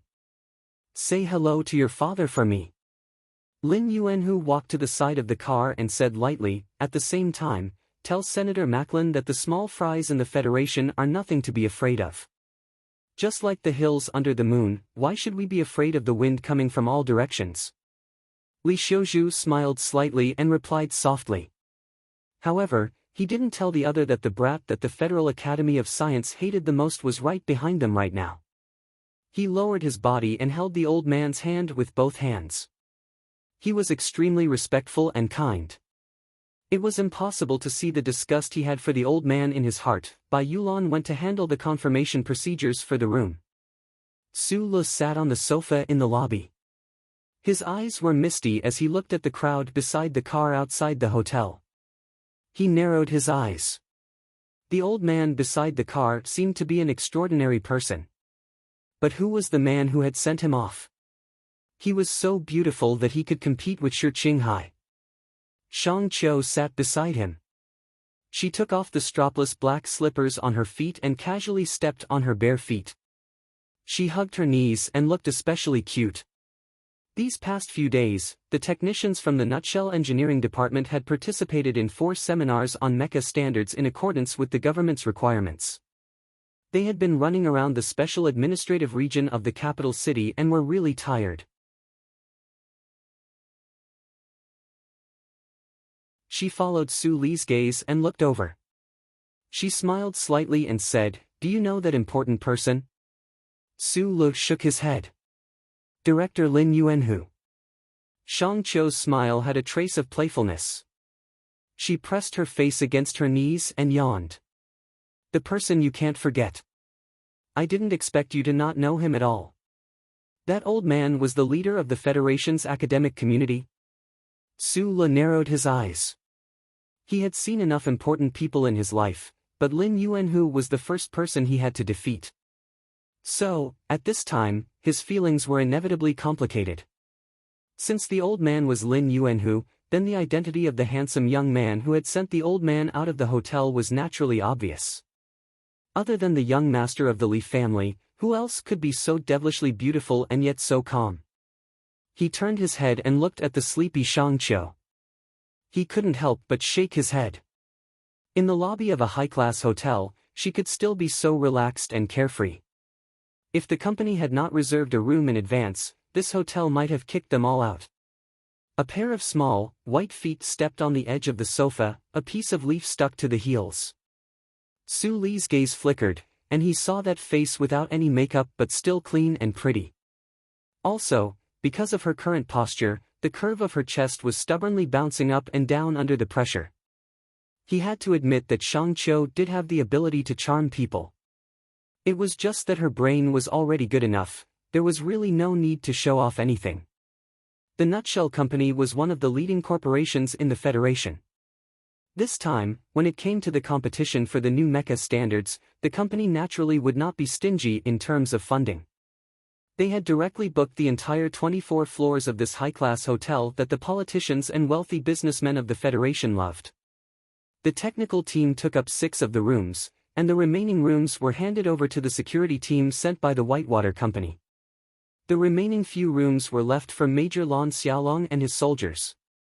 Although it was said that the upper management of the Nutshell Company had some objections to the Ministry of Defense sending personnel to protect their own employees, when they thought of what the independent director had done that rainy night, the company's upper management could only remain silent. After that independent technical director had left Hong Kong that night, he had been staying in the hospital. The board of directors of the Nutshell Company had already passed the resolution to remove him from his position as a director. They were just waiting for the shareholders' meeting to officially pass the resolution, and then report it to the management committee of the Federation. Su Le didn't care about that director's future. He stood by the window, looking at the square below the 24 floors, and the presidential residence further away, surrounded by green buildings. For the safety of the presidential residence, the height of the buildings in this area of the Capital Special District was strictly controlled. It was said that this high-class hotel named Green Sun was the tallest building in the district. The competition for the new mecha standards of the Federation would come to a conclusion tomorrow at the presidential residence. Su Le thought of this, and his mood became heavy. The competition for the standards wasn't sent to the Ministry of Defense, nor to the Academic Committee. President Sieg had directly put it on the agenda of the office. What did this mean? Bai Yulan knocked on the door and came in. She helped him tidy up his clothes, made a cup of green tea, and then walked behind him. Following his gaze, she knew what he was thinking. She said softly, "The Academy of Sciences seems to be very confident in the past few meetings." During the meetings, the two sides hadn't shown any specific technical data. Su Le thought of the scene where Shang Qiu had confronted those old professors, and couldn't help but laugh bitterly. Shang Qiu's confidence came from her and her own abilities, but where did the Federal Academy of Sciences' confidence and even pride come from? Their data is definitely better than ours, Su Le said, and they must have obtained Little White Flower's data through some means. No confidence? Bai Yulan passed the tea to him and asked softly. Su Le took the teacup and looked at the swirling tea leaves in the water. After a moment of silence, he said, "I only hope that the company's influence is big enough for Mr. President to give both sides a fair chance to compete." What would be a fair chance to compete? Of course, it would be a mecha battle. Su Le lowered his head and took a sip of the tea, savoring the fragrance in the slightly hot tea. He turned to look at Bai Yulan and smiled. "MX is a new thing. I believe that no one in the Federation is more familiar with its controls than you. Do you have confidence?" Bai Yulan lowered her head and was silent for a long time. She would only express her confidence when she considered all the factors involved. From the first MX test to this year when Su Le brought her into the Nutshell Engineering Department, she had seen it all. She had even participated in it personally and provided a lot of experience for the technical staff. Su Le wasn't wrong. No one in the entire Federation was more familiar with this new mecha than her. "I have confidence. Even if the ace of the military came, it would be the same," Bai Yulan answered with her eyes lowered. The purple sea from the Academy of Science might have a higher output power than Little White Flower, Su Lu reminded her. Although I don't know what you did in the past, I think that purple sea definitely has a fatal problem. Bai Yulan raised her head and looked at him calmly. As long as the pilot the Academy of Science is looking for is not madmanly, then it's fine. Su Lu nodded. He had also considered the issue of test pilots before. Madman Li's ability was indeed terrifying, but the Lis of Philadelphia had always been on good terms with the Tai family. At such a crucial time, Madman Li couldn't be involved in this matter. Bai Yulan suddenly thought of something and frowned. The key is that the Academy of Science might not agree to the request for a mecha battle. They have the advantage in terms of data. If they only use a written evaluation, the Federation's new standards may very well be based on theirs. Why do they have to do this? This matter is not up to them. Su Lu picked up his teacup and took another sip. He thought to himself that Secretary Shin's side had probably already made their move. The battle between the Federation's new MX mecha was definitely going to happen. The autumn rain had stopped long ago. Only a thin layer of fog hung over the streets of the Special Capital District. The other professors in the technical team obviously didn't sleep well. They were probably worried the entire night because of the standard confirmation meeting today. On the other hand, Su Lu and Shang Qiu seemed to be full of energy. Shang Qiu's confidence came from the things that Su Lu had told her, as well as a kind of fanatical worship of technology. Su Lu didn't have much confidence at all. He only believed in the influence that the Tai family had on the Federation. He even vaguely guessed that the meeting today at the president's office wouldn't be able to set the standards for the new mecha at all. They would only come up with a method to set the standards. Of course, what he hoped for was a mecha battle. This was the simplest and most direct way to slap the opponent in the face. The Nutshell Company's car picked them up from the entrance of the hotel. After only 5 minutes of driving, they arrived at the edge of a large green lawn. Everyone got out of the car and began to undergo strict security checks. The workstations that they brought with them were also moved to the president's office by specialized personnel. Su Lu looked at these special task force agents who were wearing black suits and white earphones. They weren't unfamiliar to him. When he was with Tai Ziyuan, he had seen many of them. When he thought about how important the Tai family was to President Sigurd, he was much more confident about today's standard meeting. They walked along the path in the middle of the lawn toward the president's office in the distance. The white president's office was faintly discernible in the thin fog, but it didn't feel like it was floating. There was only a sense of solemnity from history and the awe of power. The president's office of the Federation would have its outer walls repainted every 10 years. The color of the outer walls was decided by the citizens through online voting. This decade, the color of the outer walls was white. From time to time, black cars would drive past them. Su Lu, Shang Qiu, and the others stepped to the side to let them pass. Looking at these custom-made luxury cars and the eye-catching special license plates on the cars, they knew that these people were all important people of the Federation who were here to attend the standard meeting today. Commander of the 1st Military Region, Chairman of the Joint Chiefs of Staff, General Miles. Bai Yulan looked at the black car with the military license plate that had just driven past and whispered to Su Lu. He was from the 17th Armored Division of the 1st Military Region, so he was naturally very familiar with the car of this military leader. The cars of these important people naturally didn't need to go through the outer security checks. Su Lu narrowed his eyes and looked at the cars that disappeared into the fog. He knew that the National Security Advisor, the leaders of several major military regions, and many other important people were here. At this moment, his previous confidence was suddenly shaken. If these important people of the Federation were all inclined to adopt the standards of the Federal Academy of Science, would President Sigurd still care too much about Lady Tai's influence and the wishes of the Nutshell Company? He stopped thinking about these things and just looked at the cars that slowly drove past. As he looked at the president's office that was getting closer and closer, he felt some other emotions. This was the core of the Federation's power. These people were the embodiment of the will of tens of billions of citizens of the Federation.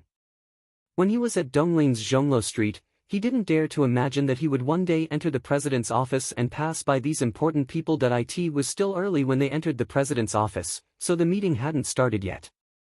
The technical team of the Nutshell Company was arranged to wait in the lounge. Shang Qiu was going to represent them to give the final concluding speech. At this moment, she was not just silently eating the snacks on her plate. "Are you a bit nervous?" Su Le gently clenched his fist and looked at the oil paintings on the walls of the lounge. Thinking that these were the things that the presidents of the Federation had seen with their own eyes and even touched with their own hands, even though he was extremely slow when it came to power, he still felt a trace of the weight of history and the oppression of power. "A bit," Shang Qiu said vaguely. She was wearing a light blue formal suit today, which set off her beautiful figure. "When I think about letting those politicians and generals listen to the lecture and explaining those complicated technical terms clearly, I feel a bit of a headache." "I thought your nervousness was the same as mine, because we are in the president's office." Su Le smiled bitterly. "I came here once when I was in the 3rd grade.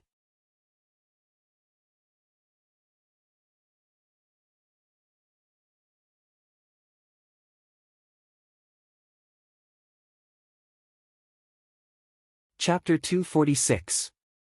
It was already late into the night. The Special Task Force agents in the garden around the president's official residence scanned their surroundings vigilantly. They listened to the system commands coming from their earpieces and did not relax in the slightest. They knew very well that if the Empire's spies had the ability to infiltrate the Federation and launch an attack on the president's official residence tonight, the Federation would definitely suffer the heaviest blow in history. This was because most of the current cabinet and most of the key members of the federal military were at the scene of the meeting in the president's office. Of course, under the glory of the Charter, no Empire's spies had ever been able to penetrate deep into Planet S1. The Special Task Force agents' nervousness to a greater extent came from the weight of those important figures themselves. Mr. President Sieg, who only had 4 months left in his term, sat behind his desk and signed a document electronically. He then forwarded it to the office. Only then did he slowly raise his head and meet the National Security Advisor's gaze with a trace of sincerity, a trace of warning, and even a trace of pity. After a long silence, he said, "You guys discuss and come to a conclusion first." From 9:00 in the morning until midnight, the discussion in the president's official residence had not come to a conclusion, and there was no way to come to a conclusion. The new generation of mecha standards was indeed a big deal, but it was not enough for so many important figures to spend so much time on the approval of this standard. However, everyone in the official residence knew that the battle for mecha standards also faintly involved the issue of the next president, so they had to be cautious. The National Security Advisor, the commanders of the 1st Military Region, and the 2nd Military Region had already expressed their opinions. Since the Federal Academy of Sciences data was clearly superior to the Shell Motor Company's, the federal military should naturally adopt this set of standards. However, the president of the Shell Motor Company, who had been sitting in the corner all this time, refused to bow down and admit defeat under the support of the scientific advisor. In the end, the negotiations between the important political figures were not much different from a fight between children. With such a huge interest involved, no one would easily give in. During these dozens of hours of intermittent discussion, only Commander Zhong of the 4th Military Region of the West Woods, who was remotely connected, and the commander of the 3rd Military Region, who was sandwiched in the middle, had remained silent. President Sigurd glanced at the faces in the room, each with a different expression and different thoughts. He had a very different thought than usual. His term was coming to an end, and the members of the cabinet would naturally not discuss things as they used to. He knew very well that many people, including the National Security Advisor, were already considering their interests after the next president took office. It was just like the dramas that described the dynasty era. The officials could surrender and have other intentions, but the emperor could not do so. President Sigurd knew very well that he was not the emperor, but he did not need to be like these people and consider too many benefits. Even if he did help one side, could he still be the next president? In a few more months' time, he would only be an ex-president, and the treatment and respect he deserved would not be reduced in the slightest. It was precisely because of this reason that he had not made a final decision regarding the mecha standards this time around. Even though the Academy of Sciences mecha standards had already received the support of the majority of the military, and the Shell Motor Company's efforts could be wasted at any moment, President Sieg remained silent. The two major factions in the Federation government had already shed all pretense of cordiality at this moment, and the side that supported the Federal Academy of Science had already gained an overwhelming advantage. The National Security Advisor narrowed his eyes and looked at President Sigurd, thinking to himself, "You are just a pile of mud that you helped into office. Who would allow you to play these kinds of tricks at this time?" This teacher and close friend of Mr. President was just about to use words to force President Sigurd to make a decision when a notification sounded in the office's communication system. Space Fleet connecting. Hearing this, everyone in the President's office perked up. Even Commander Zhong, who had been dozing off on the screen, slowly raised his head. In this kind of situation, if that three-star female general of the Space Fleet expressed some kind of opinion, it would be decisive. After filtering the image for a while, the face of a female general appeared on the screen hanging in the President's office. This female general was around 45 years old. Her facial features were cold, and the lines of her face were as sharp as a knife. Looking at her made people feel as if they were stabbed in the heart by an ice knife. Hong Yuliang, the only three-star female general of the Federation. She led the three major fleets of the Federation and walked in the universe. She fought at the edge of the interstellar system, and her achievements were outstanding. It had been 4 years since she had landed on the surface of a planet. She was like a meteorite in the universe, full of sharp edges and cold. What are your thoughts? President Sigurd recounted the previous discussion and the dispute between the two sides and asked the female general on the screen. Mr. President, I have already looked at the technical data of both sides. I think that the Federal Academy of Science has the advantage. The female general on the screen looked at everyone coldly and said, "The threat of the Empire is right in front of you, and you people still have so much interest in scheming against each other. Don't you know the meaning of shame?" Everyone in the President's office was a big shot. Although General Hong Yuliang had a lot of experience and great achievements, any one of them would be able to suppress her. However, she just had to say it so bluntly, directly piercing through the masks on everyone's faces. Everyone in the office smiled helplessly, but they didn't have any strong reactions. They were all very clear about this female general's temper. No one could do anything to her. Mr. President, time is of the essence. I support the standards of the Academy of Science, said Hong Yuliang. Actually, that's what I mean. The chairman of the Joint Chiefs of Staff, who was also the commander of the 1st Military Region, sighed tiredly and said, "The Empire is already ready to make a move. The people don't know, but we know. We can't waste any more time on these things." After the words of the two big shots in the military came out, the expression on the face of the president of the Shell Motor Company became a bit ugly. He looked at the president's scientific advisor, and they both knew that they might lose without a fight today. Although President Sigurd's attitude was still unclear, most of the generals in the military had already expressed their attitudes. In this kind of situation, the president also had to respect the other party. The vice president who represented the Academy of Science stood up with a smile and said to the general in the office and the two generals on the screen, "The results of the conference have already proven that the purple seed developed by the Academy of Science has completely suppressed the design of the Shell Motor Company in all aspects. I can guarantee to the Federation that the new mecha from the Academy of Science will definitely be able to help the Federal Army achieve unprecedented success in the war with the Empire." Just as he finished speaking, the heavy wooden door of the president's office was pushed open. The deputy director of the office, Boog, walked in with a strange expression and said, "Philadelphia called." The atmosphere in the president's office became abnormally strange because of the words, "Philadelphia called." The commanders of the three military regions and the female general of the Space Fleet began to tidy up their military uniforms. Commander Zhong of the 4th Military Region opened his eyes abruptly, and the rest of the people were slightly stiff. They didn't know if this sentence was true or not. Philadelphia called. That old man seemed to have not cared about the affairs of the Federation for more than 10 years. Why did he take the initiative to contact the president today when discussing the mecha standards?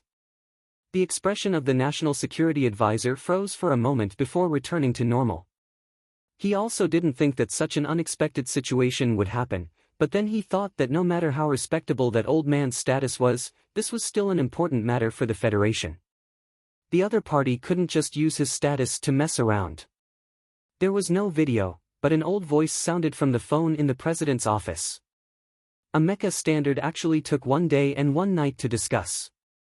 Then if the Empire invades again, do we have to discuss this for 2 months? Do we even need to invite the members of the Federation Management Committee to participate in the discussion? President Seek smiled slightly and said into the phone, "Do you have any suggestions?" The voice on the other end of the phone said slowly, "Mechas are used for battle. The data is not important. 2 mechas fight, and we just need to see the result." The president's office was silent.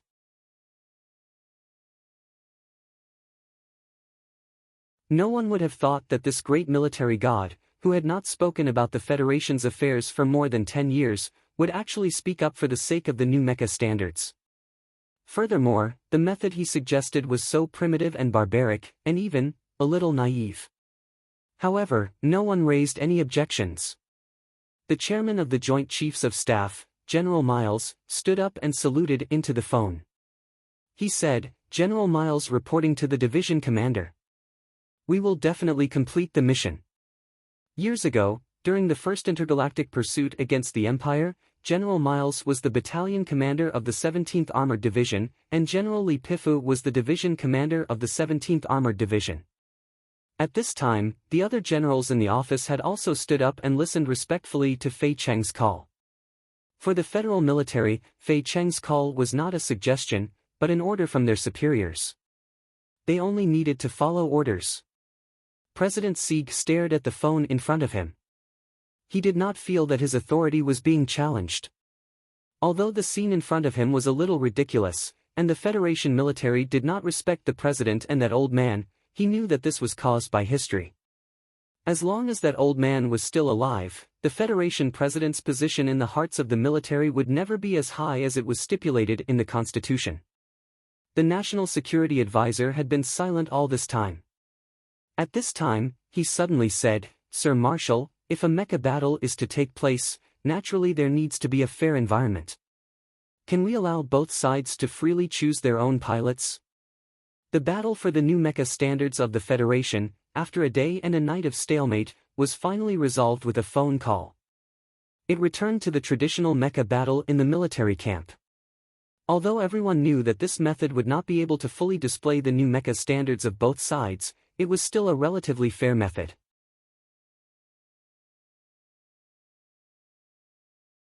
Su Lu, who had been in the lounge of the president's official residence for more than 10 hours, finally heard the news after going to the washroom a few times. This news was not unexpected. It was also the best method he had imagined, because the Academy of Sciences mecha data did indeed have the advantage. However, he did not know what kind of struggles and secret compromises the big shots in the Federation's cabinet had gone through in order to achieve this mecha battle. He also did not know that this situation had been decided by the military god of Fei Cheng. Other than Shang Qiu, who had entered the president's office to explain, the rest of the technical team had not had the chance to enter. They had originally planned to explain some of the characteristics of the MX mecha to those big shots, but it seemed that those big shots did not need this at all. They would only do things according to their wishes. That night, returning to the 24th floor of the hotel, Su Lu looked at the dimming lights of the president's official residence in the distance. Thinking of Mr. CEO's solemn instructions, his heart also became heavy. This was already the last chance they could fight for. In a mecha battle, Nutshell definitely could not afford to lose.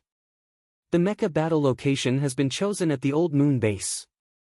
Su Lu took the teacup and said seriously to Bai Yulan beside him, "The time is 3 days later. There's still time to make the initial preparations. However, this place is disadvantageous for us. The low-gravity environment will magnify the difference in instantaneous power output. Mobility is especially important at the Old Moon base. You need to be mentally prepared. Bai Yulan held her teacup with both hands and nodded lightly. She said softly, "Understood." Su Le turned around, his eyelids drooping as he repeated the calculations he had done countless times in his mind. He said, "You must force the opponent into an overclocking battle." The Academy of Science did not do enough self-checks, so they definitely haven't discovered that problem yet. Under the overclocking state of the electronic jets, the longest stable time is only 3 minutes. You just need to drag on for 3 minutes, and their purple sea will be destroyed for everyone to see. Concentrating the power of both engines to make an instantaneous increase in power output was an operation that would only be used in an absolutely intense mecha battle. At this time, Su Li's request for Bai Yulan to drag the Academy of Science's purple sea into this state and maintain it for 3 minutes was a very difficult request. "No problem." Bai Yulan lowered her head and said softly, "After hearing what you said, my confidence is increasing. I even somewhat hope that the opponent will choose Madman Li as their pilot." Su Le laughed, shook his head and said, "This possibility is too small. Previously, the president said that this mecha battle was the intention of the Lees of Philadelphia. It's obvious that they are helping us. How can Madman Li participate?" Li Xiuzhu stood by the window with a gloomy expression. He didn't know that Su Le had been standing by another window not far away, looking at the president's residence with him. The news that came earlier made him feel somewhat unhappy. His family had spent a lot of money to convince the National Security Advisor. They had also used their relationship with the First Military Region and the threat of the Empire to make the big bosses of the federal military firm their stance. However, he didn't expect that all of this would disappear because of a call from Philadelphia. "Don't worry about anything." There was only one energy-saving lamp in the room, so the light was somewhat dim. The president of the Academy of Science, Lin Yuanhu, sat on the sofa in the luxurious suite. His expression was very calm as he looked at this young nephew of his and said, "It's just 3 days later than scheduled."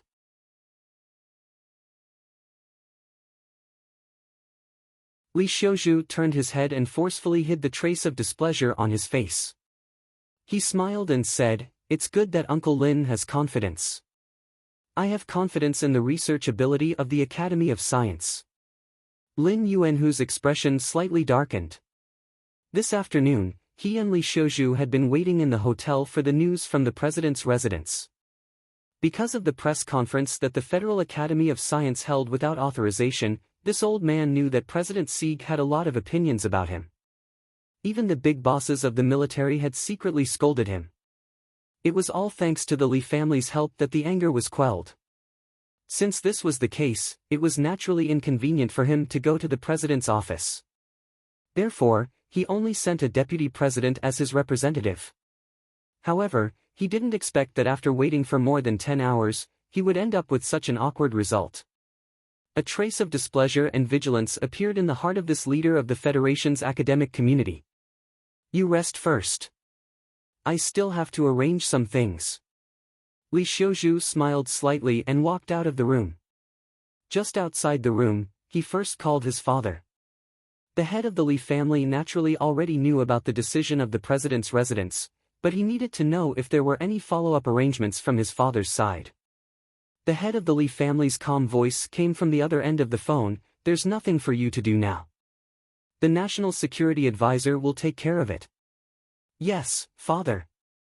In the afternoon of the second day, Major Li Feng, who had been on his shift from the front lines and had stayed in the capital ring for almost half a year, walked out of the Army General Hospital with a dark expression. Zhou Yu had already been discharged from the hospital, but no one had informed him.